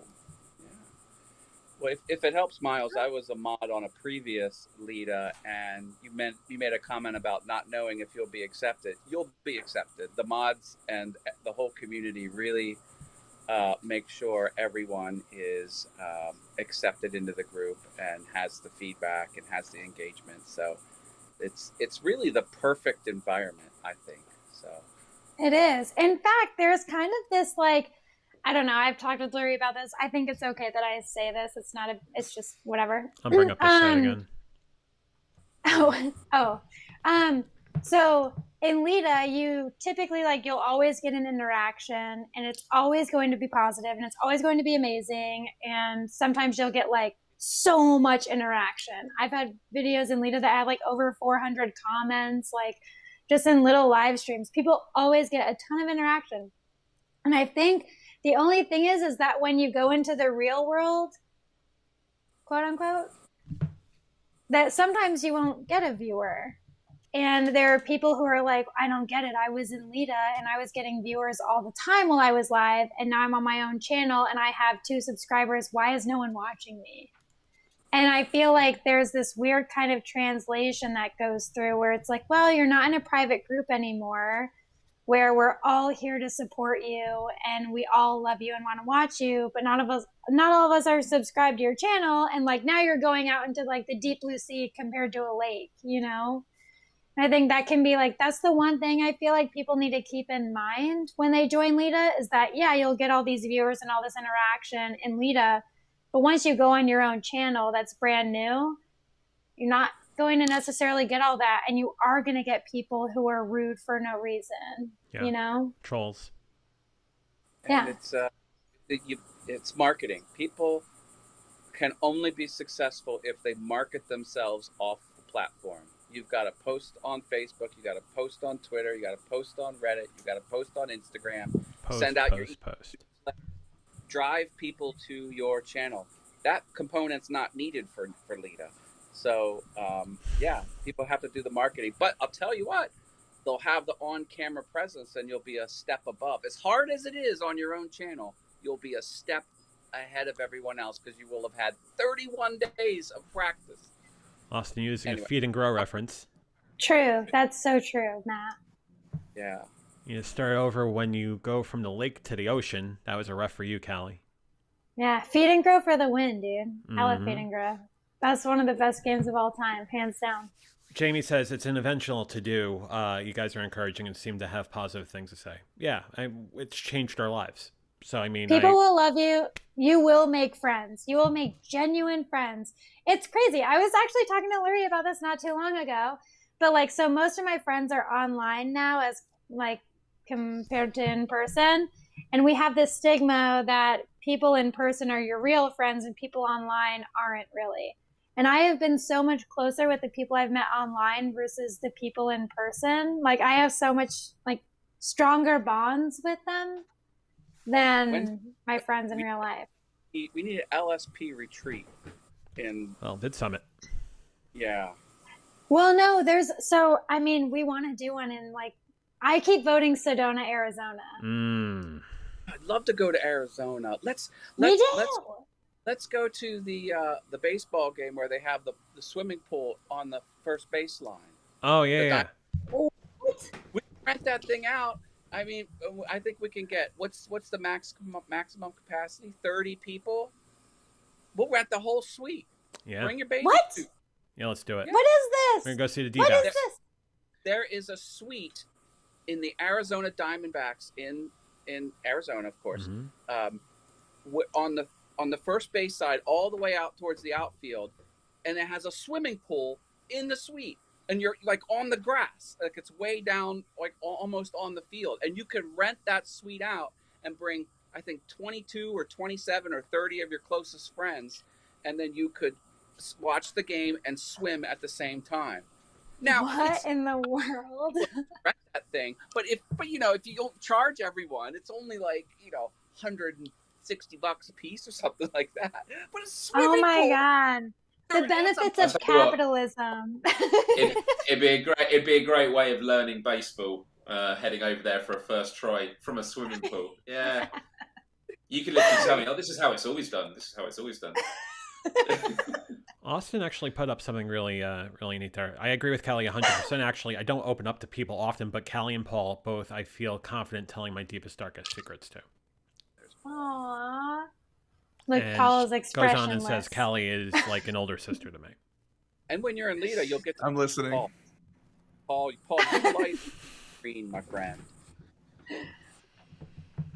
And What was that, does- Matt? I missed They it. said you light up the screen when you're in Lita. Well, pretty much anytime you're in front of the camera, but you've got quite the camera presence. And you know what Paul does?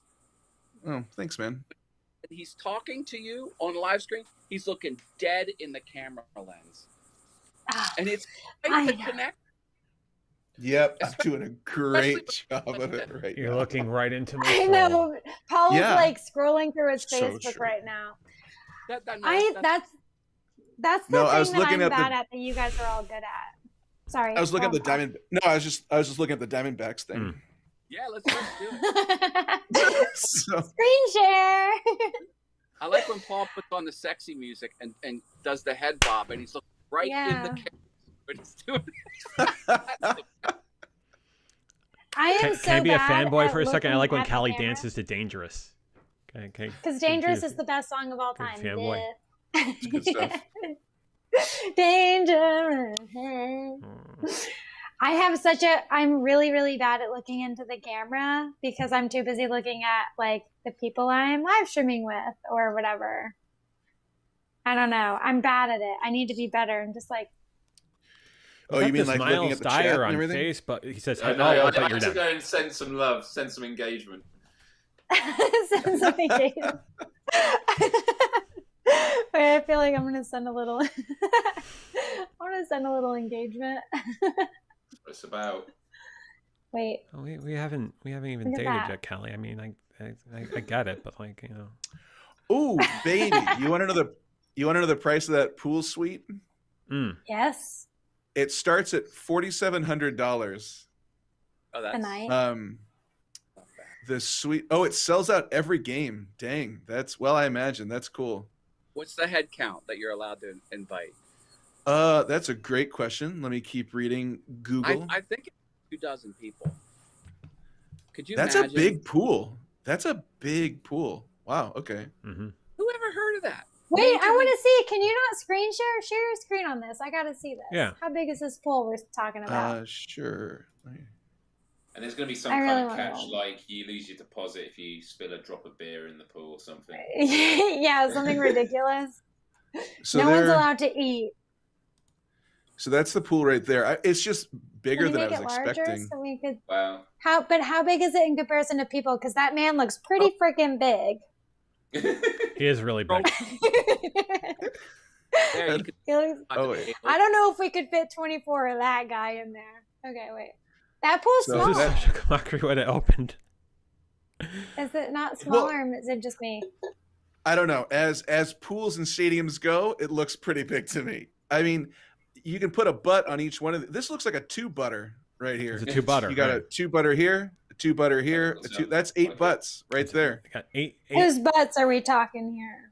Well, not my butts. That's a one butter. It's a single butter. So this is a 4 Polar or this is an 8 Callier, I'd say. Jamie says that as a small pool looks small. Haha. Maybe I don't know. Haha. That's Well, double R.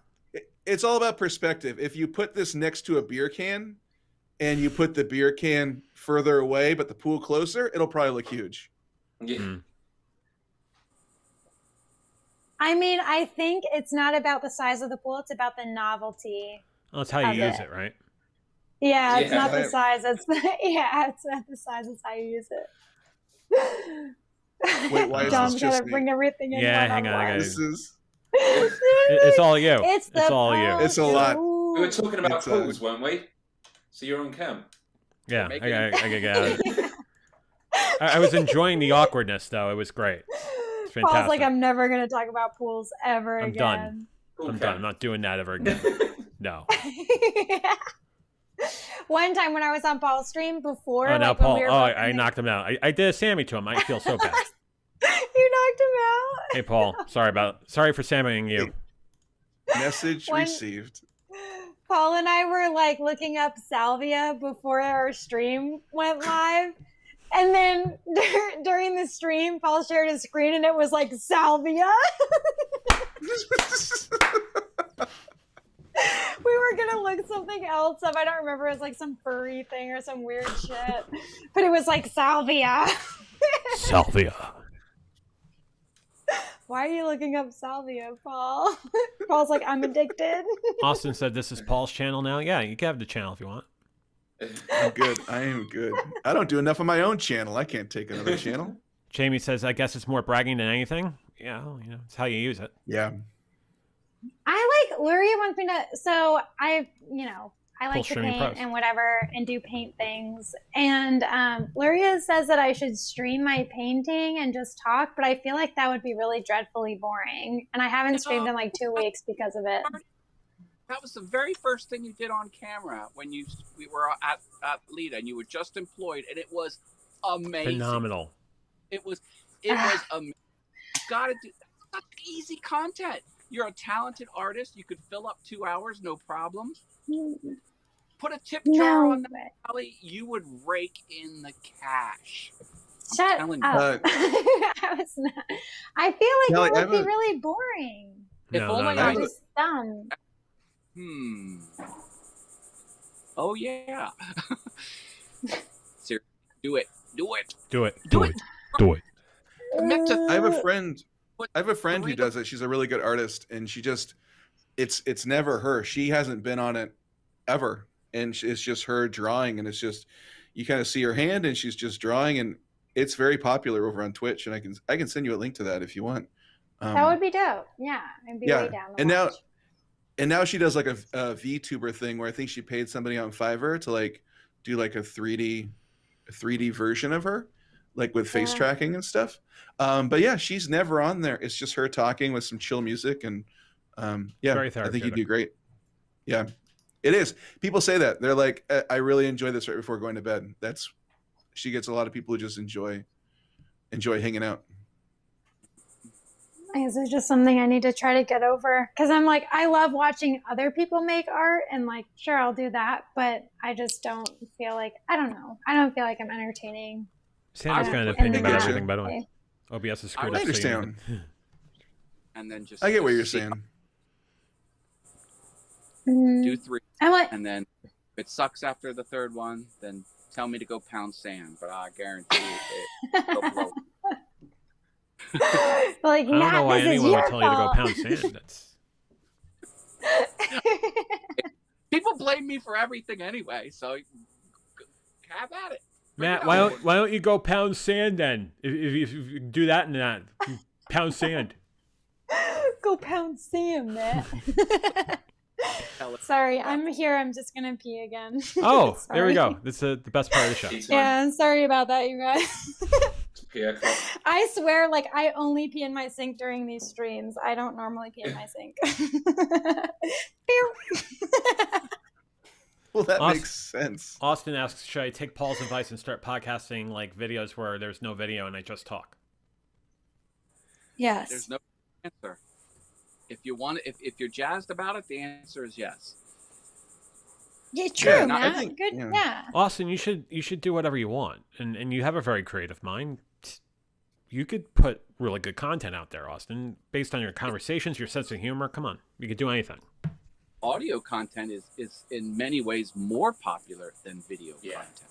Yeah. Yeah, because people listen to it on their way to work and stuff where they can't usually watch a live stream or anything. People who work with Like- their hands, people who have a wood shop, listen to Mhm. stuff. You know, Shameless Yeah. plug, Awesome Wood Things. yeah, baby. Trying to What get was that the channel. eye roll for, Matt? What's up with the awesome Well, wood things? Why'd you eye roll? I'm trying to get that channel going again. I've sort of put it on the back burner. So I just published a video last week, and I got 2 more ready to go, and I'm gonna bang out 2 or 3 more. So I'm gonna really try and kickstart my Awesome Wood Things channel again. If you're into watching people make stuff, I think you might like it. But otherwise, but it's a big channel. Like, it's fully monetized. It's making money. It's got the full. I got the Mailchimp email list going with it. I got everything built out on that channel. I really shouldn't have neglected it. Like I Hey did, Matt, but- can I say something legit Yeah. for about 45 seconds here? And this is stuff we talked about before, just you and I. But I want to share this with the audience in the sense that when I think of the term Renaissance man, the first person I think of is you, because your love of woodworking and whatnot, your love of the piano, Turkey your- legs. turkey legs, all of it. tacos. You tacos, yes, tacos. You take something and you, all seriousness, you have such a great passion about these things. Like it's like you were a lifelong learner of this, even though you just took it up 2 years at a time, 3 years at a time, 5 years, whatever. It is such an amazing skill to have, Matt. You are an inspiration, and I thank you for the content you put. I joke about the number of channels you have, but you're great at all of them. That's the truth. I appreciate the analogy. I appreciate the kind words. And if I'm not passionate about it, I don't put it online. And, you know, I will put things on pause for a while. But, I mean, that if, like, I can tell, like, when you're watching a video, you can tell if someone's dialing it in. Like, Mhm. you know, they're trying to get it out to impress a sponsor, or, you know, they're just going through the motions. People are very perceptive. So I'm like, I'm never going to be like that. If I'm not loving what I'm doing on camera and I'm not inspiring people, I'm out. So, You have an incredible work ethic, for sure. well, if you do something you love, you never work a day in your life. That's right. That's right. I love that phrase, that motto, that adage. Oh, yeah. So, yep. I love listening to you, Matt. You're so easy to just listen to. Right back at you. And I like Paul as long as he's looking into the camera lens, like he's touching my soul. With his deep, like, Paul has the most incredible blue eyes. I'm actually so excited to see them in Vid Summit when we actually meet in person. I feel like Paul's blue eyes. Okay, when I was in high school, I don't know. Long story short, I read this poem from this very desperate guy who was like, "Your eyes are like deep blue wells," and I think of that line every time Paul just like stares into the camera. Hey, everybody. Yeah, are Welcome these to the deep show. blue wells? Deep blue wells. Hey, how's it going? You like Deep- my deep blue wells, boy. Deep blue wells. Burke. Love it. Gotta go on the business card, man. Yeah. Yeah. Oh, hi. Welcome to my channel, Deep Blue Wells. Two of them. You No, ever see a no. whale you fell in love with? I did. Yeah. You ever messed around with a whale, boy? Yeah. Yeah. Not a figure of speech or anything, but like a beluga or something. You ever do that? You know, it's like really hard for me to do my man voice in front of everyone, so I can tell that you guys are all my friends because I can kind of do it in front of you. You should do it more often. I kind of like it. It's really good. You like when I do that voice, boy? Yeah. I like when you call me boy. I can't quit you, man.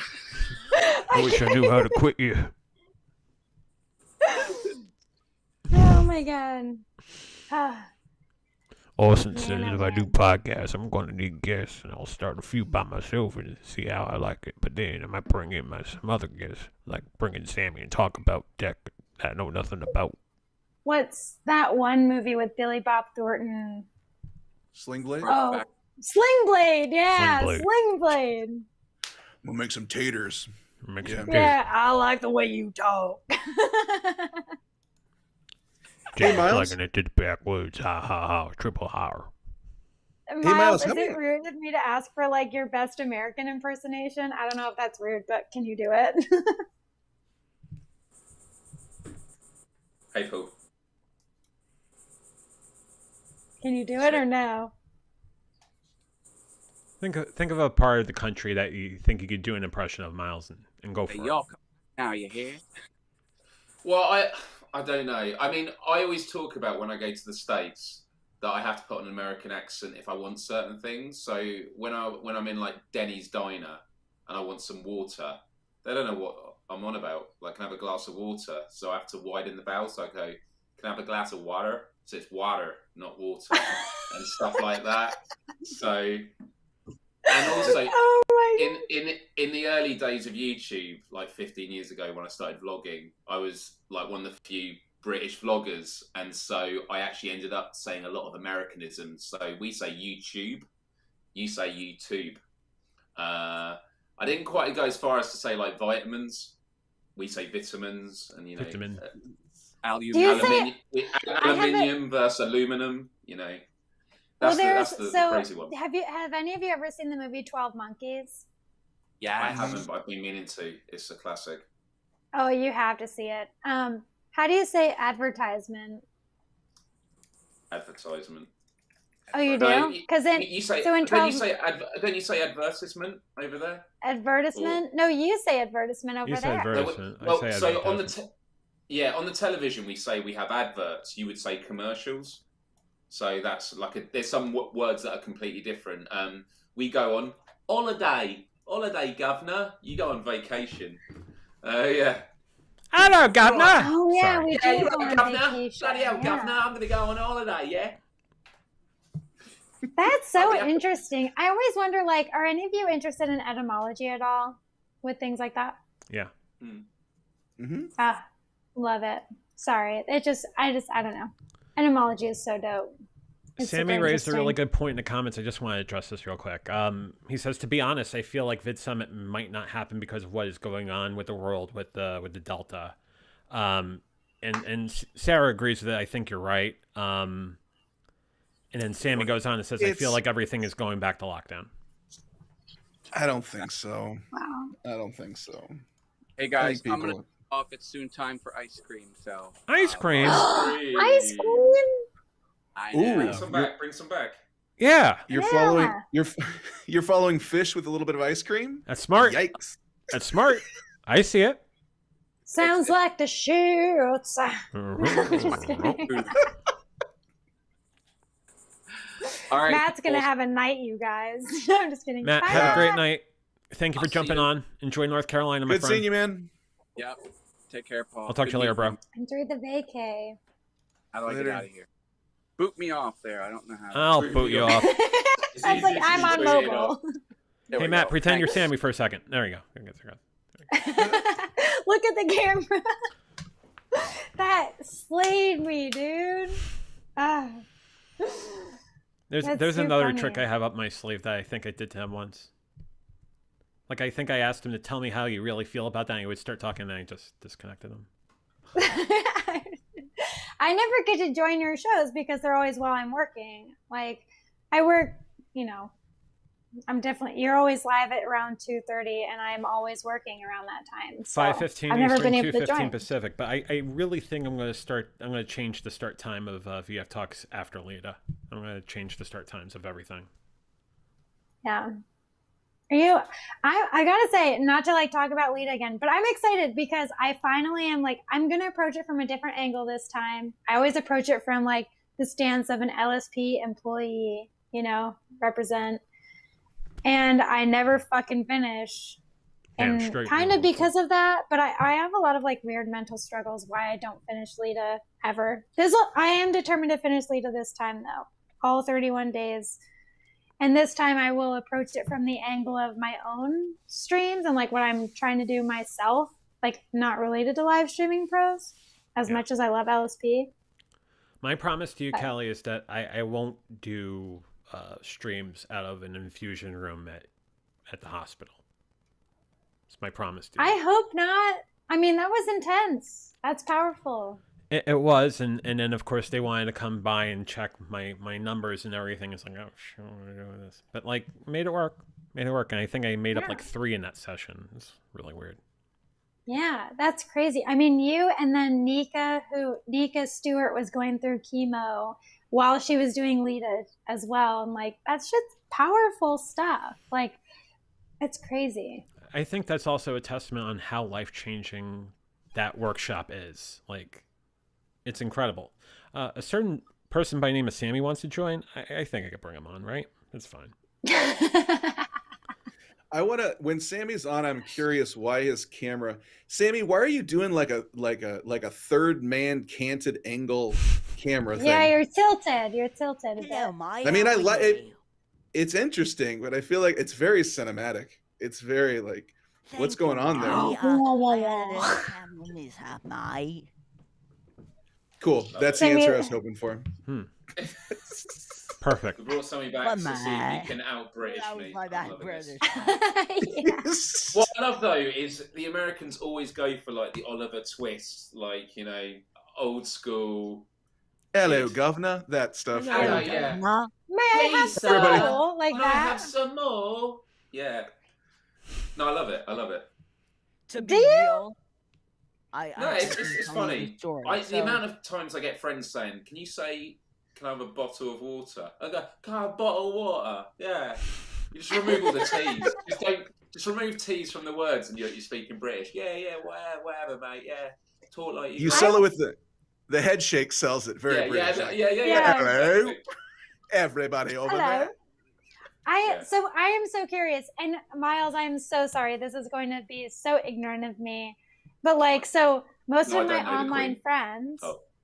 they're all they're mostly in the United States, and I wonder for you, are most of your online friends in the United States, or where would you say most of them are?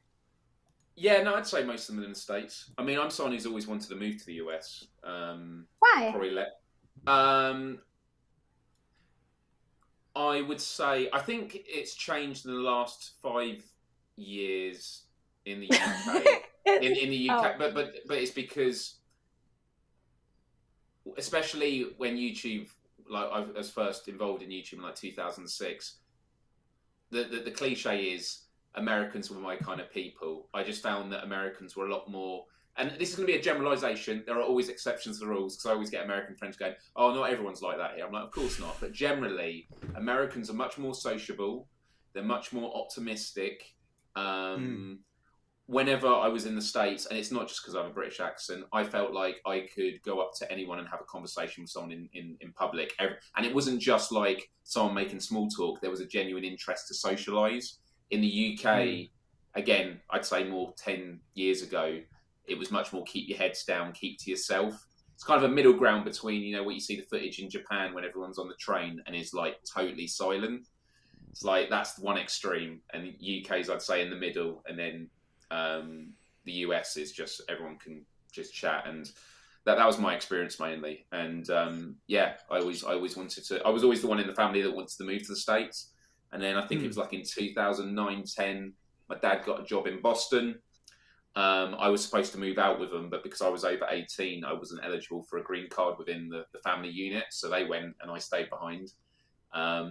And actually, Boston, when I went out to see him, Boston was great, don't get me wrong, but it's probably one of my least favourite places in the States because it was very European. It felt like I like going to America for the differences. So some of my favourite areas, Texas, I had a friend I knew online, went to Amarillo. Obviously not the place that most people think is the first place that you go. Been to Dallas, Fort Worth. I haven't been to Austin yet, or what's the other place in Texas? Everyone says Austin and... Like southern Texas, like Houston. Dallas is the Houston. Thank you. Yeah, that's it. So those two places I've got been to. But I loved it because of how different it was.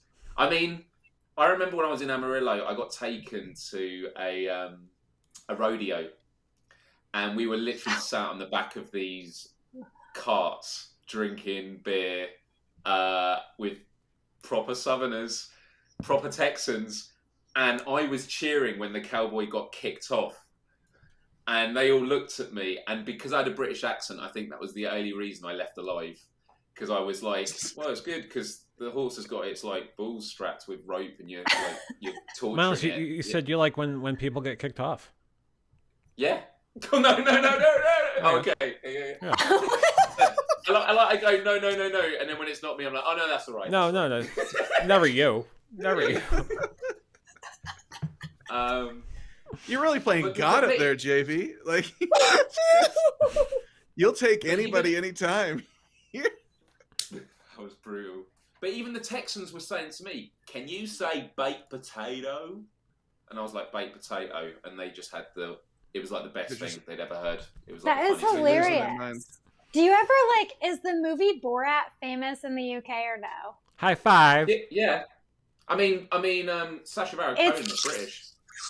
That's a nice. But it's it's an absurdly famous film over here. People still quote it to this day because it's about American ignorance. Well, but Borat, like the Ali G show, the Ali G movie was actually so good. Ali G show was so good. It is a good movie, but it was all scripted. Like there was no in person. Yeah. Whereas the Ali G show, I watched it the other day. It's from the 90s. Honestly, search Ali G interviews on YouTube after this show, and it's still funny now and relevant. So like Borat, it started off in the UK and then he went to the States because obviously he wasn't that known. And actually, there's a lot of stuff in the Borat movie that if you watch when he originally, there's a whole bit where he learns manners. If you actually watch the TV show where he goes to America, I think it's better because I think he got away with more. But what's mind-blowing about Sacha Baron Cohen is everyone's like, he's done Bruno now. How's he ever going to do it again? And then he did this What is America series, which I think is his greatest work yet. And he was like with Dick Cheney and all Giuliani. And actually, that was in the Borat movie, Giuliani. But Sammy, have a good meeting, by the way. I haven't seen the What is America series yet.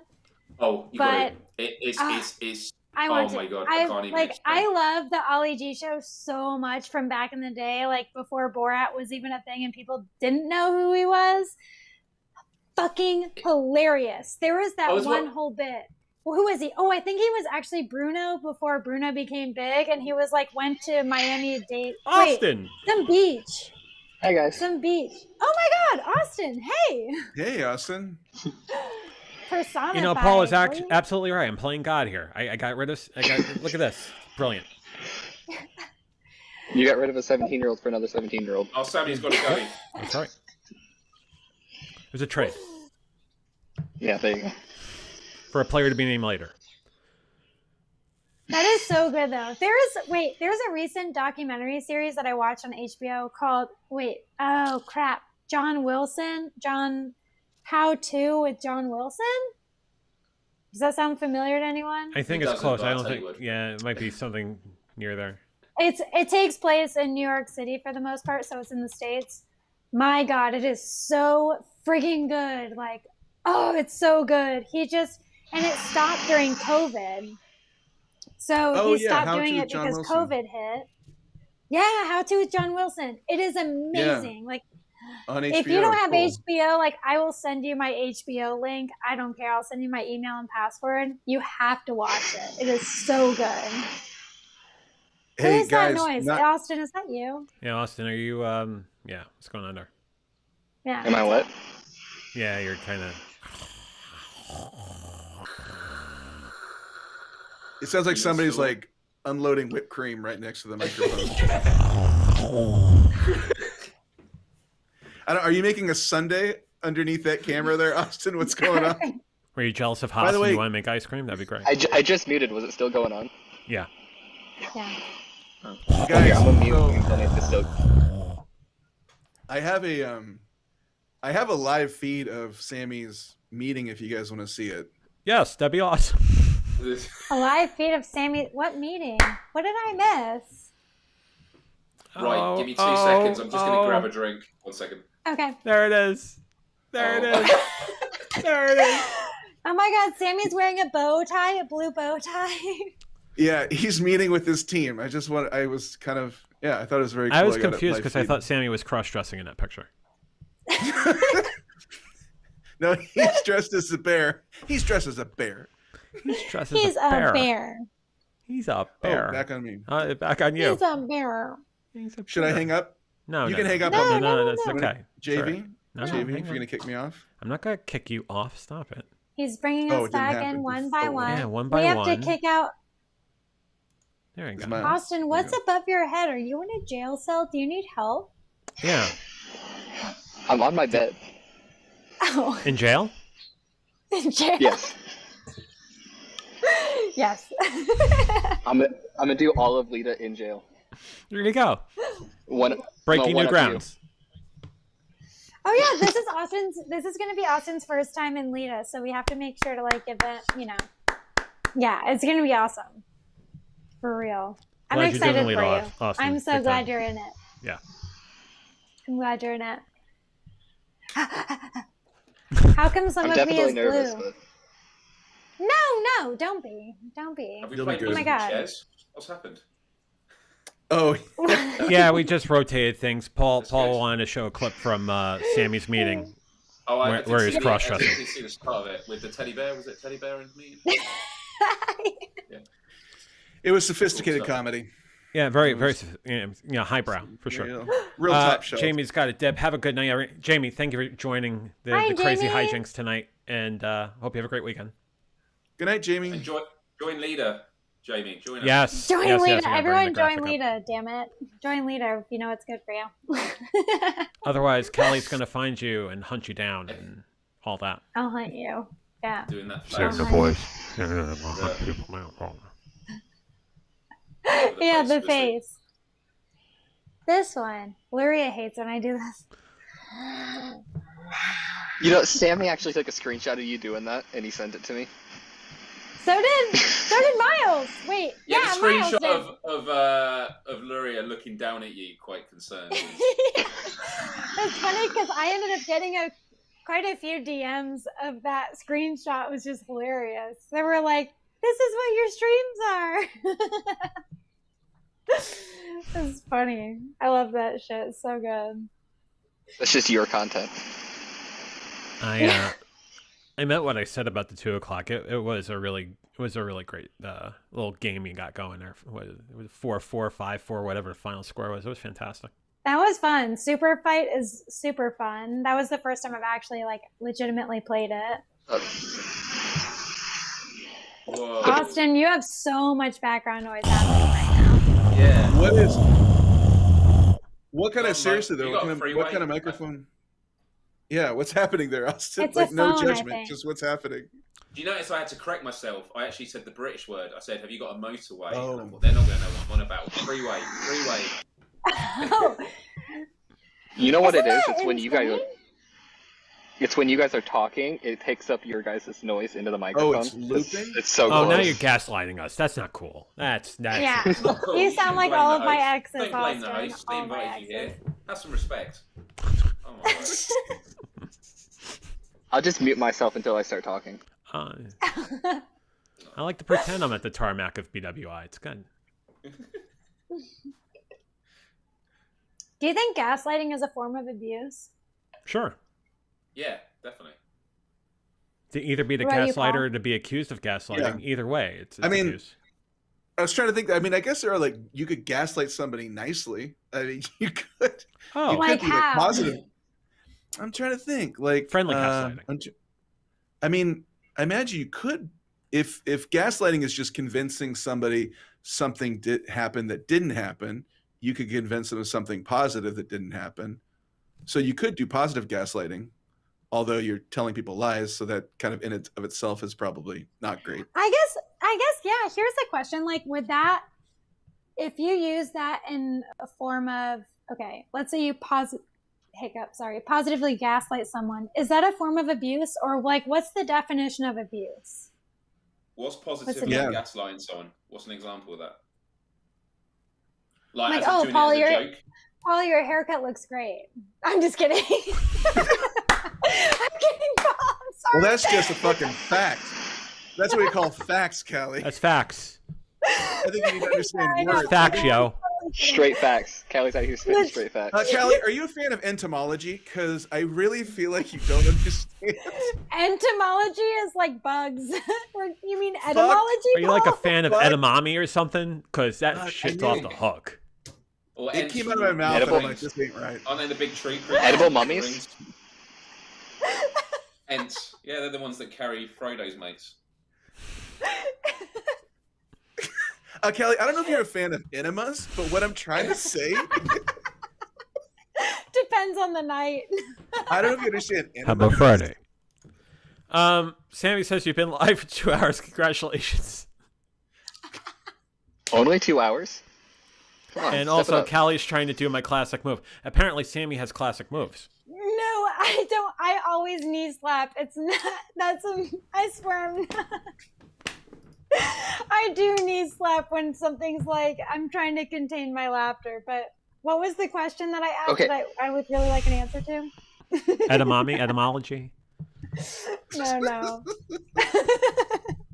Oh, was gaslighting. What before I- gaslighting is? Yeah, what's It would gaslighting? be, so it'd be like me, like telling Austin, like, hey, do you remember you said this thing last Friday? He's like, no, I didn't. I'm like, oh yeah, you totally did. So it's like it's kind of like describing the past, but basically lying to somebody and saying something Yeah, but happened what- that didn't happen. But my question was, what is positive gaslighting? Right. Is that when Oh. people mean it jokingly?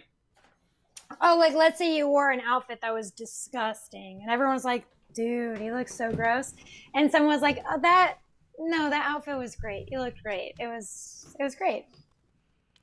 Yeah, I think what Miles that's is probably- getting at is positive gaslighting is very, very. It's almost like any sort of gaslighting is not good to begin with. yeah, yeah, probably. The more you know. Yeah.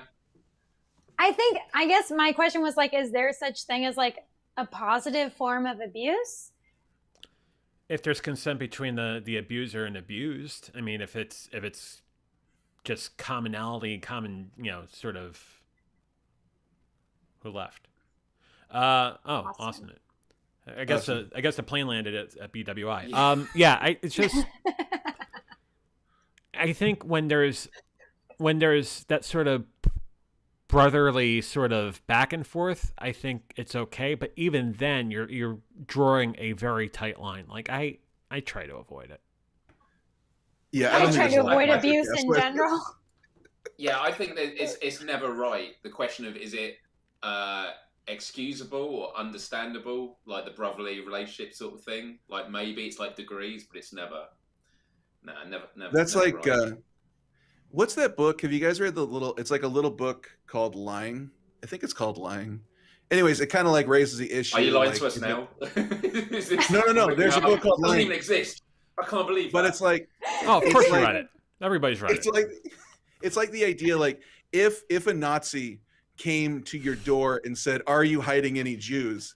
and you said no, but you were, is that bad because you're lying? Or is that a case of like a situation where it's good? That is a very extreme situation. Or would It's that all be in an the extreme book. case of Stockholm syndrome as well?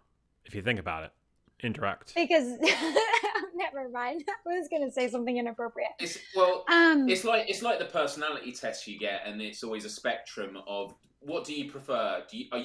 Are you someone who always believes in telling the honest truth, or are you someone that always cares about other people's feelings? And Mhm. Yeah. it puts you in that dichotomy of like when someone is saying like, "Did I do something wrong?" and they look mortified. Do you say, "Yeah, you totally messed up. Shame on you," or do you say, "It wasn't that bad. It's all right." Like, yeah, I think that sort of stuff. Mhm. It's It's an tricky. it's an interesting thing because like I feel like okay, so my issue when it comes to lying in a strong sort of sense like that is that you are manipulating the other person's reality. And so that that's always a bad thing in my opinion, is because you're in a sense you're taking away the freedom of someone else. You're taking away a freedom of the way they think or how they could react or how they could, XYZ. And so there's that. And then at the same time, when it does come to something that's like, is this a pointless thing? Do I need to say this thing that I know would hurt their feelings, but there's no actual constructive outcome from it? Mhm. Is something that I struggle with. Right. Because it's like, how do you determine when someone should actually know something and when that it's like, it's just kind of irrelevant? Yep. Yeah. You know what I mean? In this Yeah, day and I don't age, know. in 2021, where we become very, very cognizant of the human psyche, I think we take a responsibility of making sure that we at least are aware of these things. Now, granted, if we are a cringe comic working a club, all bets are off, especially those that were sucker enough to take the first 2 or 3 rows.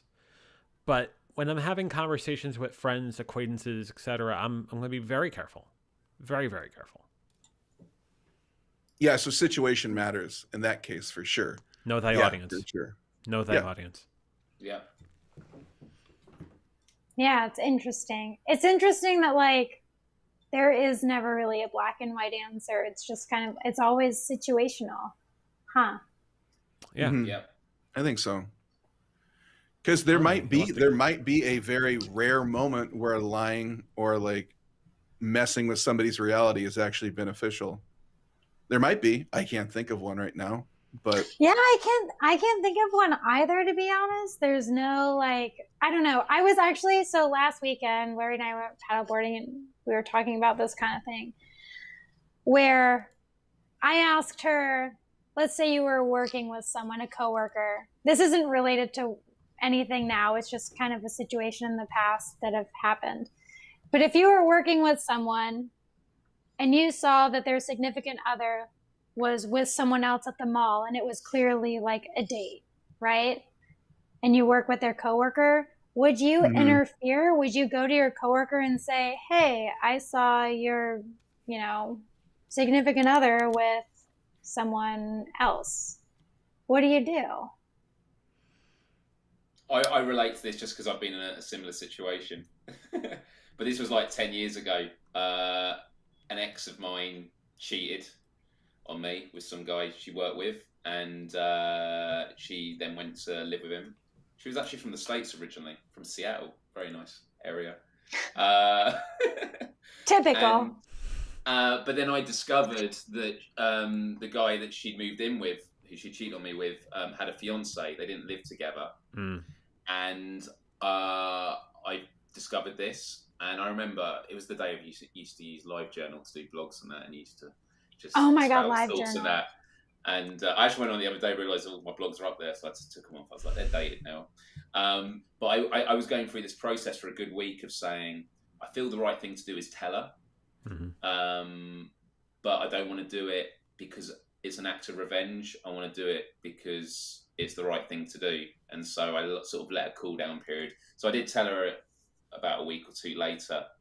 And I'm glad I did. And funny enough, I'm still friends with her now.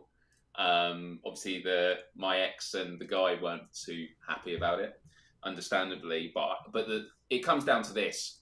It's all about empathy, you know, thinking about situations. I was like, if it was the other way around, would I, if you know, it was my partner or fiance and some guy who cheated on someone else and she knew, would I want her to let me know? Of course I would. So it's kind of like, I think the whole golden rule that's used across all religions and, you know, treat others as you'd like to be treated. It's also the fact that whenever we do things that are selfless, I did a video on this about 10 years ago, actually. It was like the idea that we always think things can either be selfless or selfish. But I think there's actually a combination, which is when you do something good for other people, it makes you feel better. And there's no shame in that. And actually, we're very driven by, I want to look after other people in society or do the right thing because I'd like to think someone would do that for me. And, you know, that's what society is. That is what being civilized is. And so I think quite often, you know, being in someone else's shoes and thinking about that perspective, I think is a good driving force. Or at least if you then make a mistake, you can then at least defend your position from a place of good faith, saying, well, I thought it was the right thing to do. The problem is when it comes from a place of carelessness or something that's out of sync with your values. And that's why, you know, people go through experiences of shame because they've acted in a way that is not correspondent to their regular values. And so I think as long as you always try and act in good faith, you won't always get things right. I've definitely made a lot of mistakes in my life, and I'm sure we'd all agree in some ways or another about our own lives. But as long as you try and act in good faith, I think that, you know, whether you tell a lie or, you know, try and cloud a situation, I think it therefore becomes much more defensible. I think it's also being aware that it is possible to have alternative relationship constructs as well, right? There are relationship constructs out there that are not the typical Judeo-Christian relationship constructs. And we have to, again, going back to that term, in 2021, we have to be very understanding that alternate constructs can exist. I mean, we don't talk about thruples in normal conversations, but they do exist. We could talk about all those different things, and we have to be aware that that is a possibility, and we can't automatically assume this, that, or the other thing. Yeah, true. That's absolutely right. And I think it goes back to what you were saying earlier about, you know, when it comes to like consent and understanding. And I always think about it when, like, you know, if it's dating and stuff and you get in a conversation with someone and it's like, you know, what you're looking for and what you're after. If you put all your cards on the table, you at least know if you're compatible, not just in terms of do you get on with that person, but after you the same thing. Some people, you know, want to be in, you know, in multiple relationships at once and stuff like that. And that's totally fine. As long as it doesn't cause harm, which it doesn't. And I think that's where it goes against people that perhaps have more religious backings. And you know what? If that's what they want to do, they're allowed to do it. But it's understanding that if amongst other people there is consent and, you know, it's not causing suffering elsewhere. Because that's the biggest misconception, isn't it, with all these conversations about, you know, if it's gay marriage and stuff like that, is this idea of they're trying to, you know, just because a gay couple's getting married doesn't mean you have to be gay. If you're straight, you know, there's this idea of like, I don't want it put in my face. It's like, you just get on with your own life. Yeah, and, you know, exactly. And that's yeah. And so, yeah, it's understanding that you have your place in the world and you can have your own way of living life, but it's also understanding that there are other people in the world that feel like you do in terms of having their own place in the world, and you need to respect that as well. Yeah, exactly. I totally agree. I think it's interesting how, at least, and this is in the United States, and this is, as like Sarah had pointed out earlier with the doctor thing, but like painting with a broad brush. But a lot of people in the U.S. that are like, don't take away our freedom, are the same ones who are saying like, no abortion, no this, no that, no this. It's like government mandated everything, no gay marriage. That's what made me think of that. And it's, in reality, it's just like, I don't know where everyone else stands. I'm not asking, but at least for me, it's kind of the same, where do whatever you want. It doesn't matter. If it doesn't affect me, it doesn't kill me, then, you know, it I'll goes back support to whatever. It goes back to what I said earlier about, like, having good faith or good intentions. And I think the biggest breakdown in societal discussions in the internet age is the starting point is always that those that disagree with you are coming from a place of bad faith. Yeah. If they disagree with you, like, well, they can't be of good faith. No, there are people that think things that are completely antithetical of where you stand, but it's just because they've had a completely different life experience. They've had, a different mindset, a different environment they've grown up with, and and by acknowledging that the majority of people, there are exceptions, come to things with good faith. Unfortunately, on the internet, there's a lot of grifters that do stuff just to spark controversy, just to generate the clicks and that. But then that allows for common ground. And just as a bit of background, it's actually a lot of the content I kind of do, which is around digital citizenship and the way that we sort of communicate with others when it comes to activism. And there's a big misconception that when it comes to common ground, it's this idea of, so we have to meet halfway in the middle. It's like, that is not what common ground is. Common ground is, and the metaphor I'll use is, if you're like in a lake or something on two stepping stones, you're on one, someone else is on another. You've got stepping stones between you. And instead of saying, you're wrong over there, and they're on a stepping stone going, oh, that's a lot of you, so I'm wrong. Well, you're wrong. Instead, you go, look at these stepping stones between us. I'm not saying we have to go to that one in between us in the middle. I'm just saying that there's a path here, and by having a conversation, we can actually see where there's overlap and areas for compromise. Yes. There's two thoughts I have there, right? Because I think you nailed a very important cornerstone of that, Miles, in the sense that it really depends on people's sort of background, whether it's familial or a previous relationship or whatnot, whether there's a question of a lot of codependency or co-addiction, you'll find that there's a background that is majorly slighted. That's one. The second piece of that is, it always goes back to owning your side of the street, right? Like, I can use this adage until I become blue in the face, but it works for everything. And it works for this conversation as well. When the cabin pressure in the airplane goes out and the masks fall, the first mask that comes in front of you should go over you, and then you worry about the rest of the row. You got to take care of you first and foremost. Part of that is the mental journey. Part of that is the emotional journey. And here's the thing. You just go to your PCP, you go to your doctor to figure out what's going on with you physically. Yeah, more times than not, you should go see a therapist as well to see what's going on up there. That's just the straight dope from me, for sure. Yeah. That's absolutely spot on. And it's a good thing because especially people that, you find the people that want to help others. I've been in places before where I've wanted to do it so much that I was always like, it's other people are happy, I'm happy. But there becomes a point where it becomes detrimental, as you mentioned. So the cabin example is perfectly right. And stuff I've learned, I won't go into it all now, but I discovered in the last few years something called compassion focused therapy. It's by Professor Paul Gilbert, who's based in the UK. Yeah, amazing. And to summarize compassion focused therapy, it totally changed my life. I've had lots of different therapies throughout my life. This was the one that totally was head and shoulders above anything else. It was the idea that I was just looking at the book, actually. I can't quite grab it yet. But he talks about how compassion traditionally is seen in quite a very soft, nice sort of way. Like, compassion is about being nice to others. Whereas what he proposes is that compassion is about strength. And it's about, if a firefighter breaks into a burning building to rescue someone, that is an amazing amount of compassion. But that's not soft or niceness. That is courage to break into that building and to alleviate suffering, which is another tenet of compassion-focused therapy. But the other thing he mentions, which taps into what you mentioned about, helping yourself, is compassion-focused therapy is about understanding that, we're all like ants on this rock floating through a void in oblivion. There's a lot of suffering that's happened throughout the hundreds of thousands of years we've evolved. Once in the sea where everything was eating each other, we crawled out and we've suffered through, tribal, forces and disease, and people used to die because of their teeth, and now we have wars and factory farming.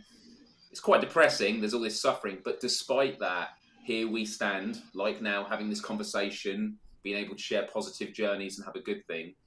But compassion-focused therapy is about using the tools that you have to better yourself so you can then help others. And so Professor Paul Gilbert is a really funny guy, and he tells a lot of funny stories. One of which being, if you're walking down a riverbank and you saw someone drowning, you might be like, okay, compassion, I'm going to jump in there with them.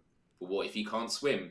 Oh, I'm drowning with you. I can really empathize with you of what it's like to drown because I'm drowning too. He says, actually, what you should do is you should learn to swim. So next time you see someone, although technically a river's a really bad example because rivers, a lot of people dive in after. Yeah. Yeah. So I didn't pull him up on that one. But it's the idea that, you know, we have a responsibility to become more knowledgeable ourselves, because otherwise, if our first point of call is to help other people, we sort of actually become a dead weight that sort of drowns with them. And that's actually a lot less useful. So it's not selfish to think we need to improve ourselves first. It's actually, if we all focus on ourselves first, it means we're then much more powerful advocates to then help the lives of others. So the air cabin one is a perfect example of that. I think it Hey also guys, does.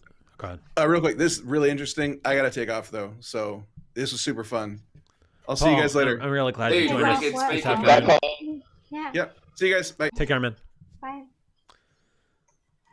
Uh, It is interesting. It's an awesome point because, and it's something that I'm still, I don't know. I feel like I'm still trying to work on that kind of aspect of myself as far as like, what hill do you want to die on kind of deal is like a quote that's equivalent for that whole, but,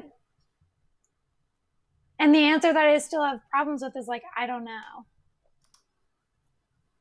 I don't know if that makes sense. It does make sense, but I think the other thing you have to keep in mind is I don't think it is fair for you to know, and that knowledge changes day to day, right? And that's all right. As long as you're being agile enough to say, you know what, I don't know everything. And if there is something for me to learn, I'm going to go ahead and learn it, because if I keep on learning, I stay young and I stay agile enough to do whatever I can do in this life, whether it's for me or for anyone else. Mm-hmm. Yeah. Yeah. Yeah, a quote that I've heard my parents say every single day. I don't know the origin of it, but they say you learn something new every day. Mm-hmm. And That's right. I know my grandma has taken away from that. She says that she's too old to learn, and she's wrong. I know she is, and that's why she sits alone in her house. She doesn't get out anymore. That got real dark. But yeah, she says she can't learn anything because she's too old. Austin, that's do you know false. how many Something new. family members go through that though? I mean, like, if we could talk about generations and which generations that's resonant with, and we could talk about that until the cows come home. But there are a lot of people that are in that boat that refuse to learn because they're too old or they can't do this. And the fact is, they put that sort of presumption in front of them, so they're not going to be able to. If you think that you can't do something, guess what? You're not going to do it. So remove that roadblock, and then put yourself in a situation where you can possibly do something about it. Yeah. I don't mean to like follow Paul, but I do have to feed Bird and take her on a walk, so I'm gonna teach too.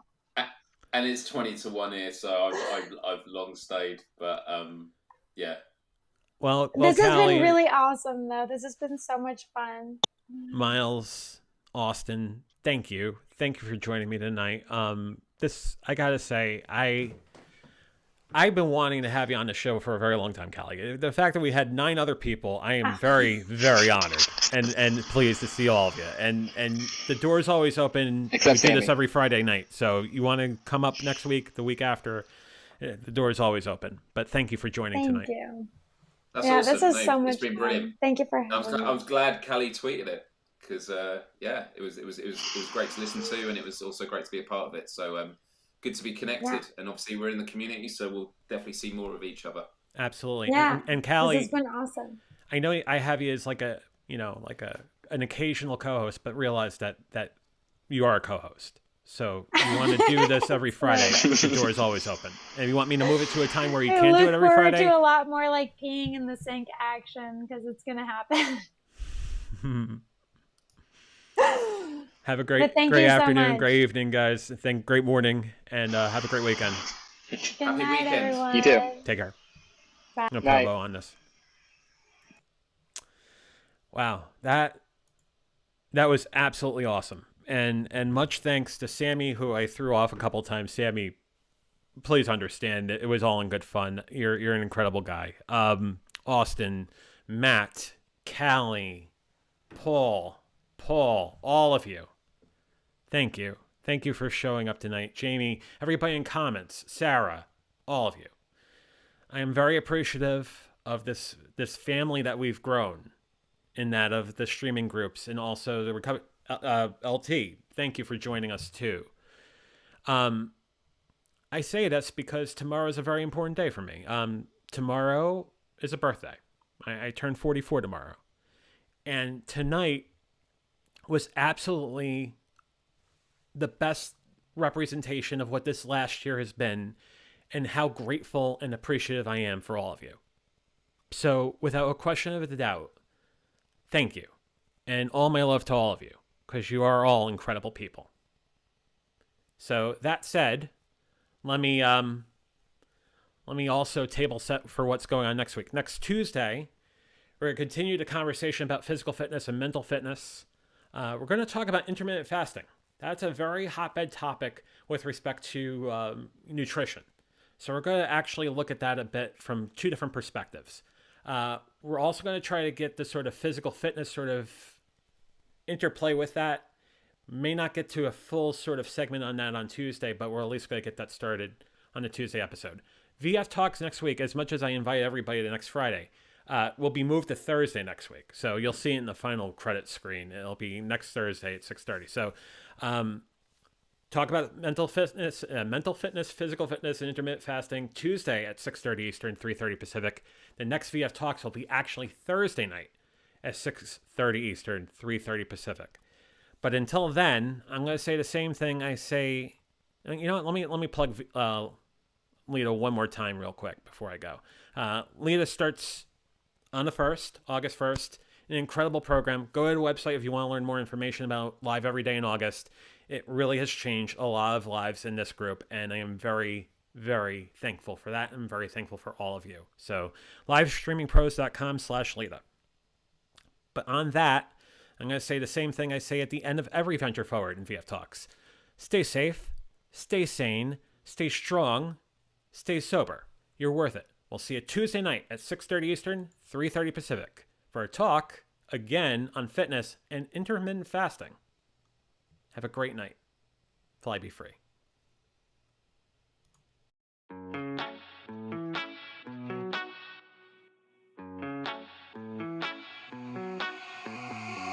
Heading to Vegas in my blue striped car. She's riding shotgun and she looks like a star. Yeah, she's got the style that makes you think she's made out of gold. She says she likes it better when we go off-road. Yeah. I'm gonna make it worth your while. I'm gonna make it worth your time. Gonna make it worth your while. When she's with me, we're like superstars. Windows roll down, radio on. I think we could go far. We don't need money. We can skip that part. All I want is her to be with me. She's got a ticket to my heart.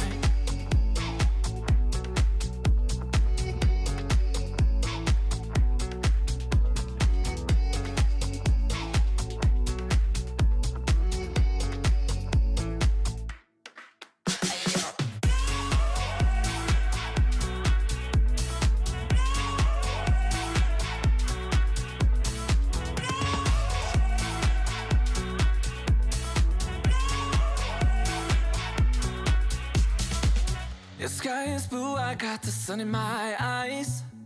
It can't get better than when she makes that smile. Yeah, she's got that style that makes you think she's made out of gold. She's turning up the volume on the radio. Yeah. I'm gonna make it worth your while. I'm gonna make it worth your time. I'm gonna make it worth your while. When she's with me, we're like superstars. Windows roll down, radio on. I think we could go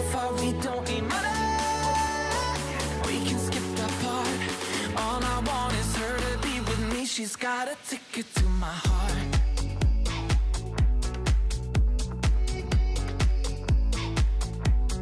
Ticket to my heart.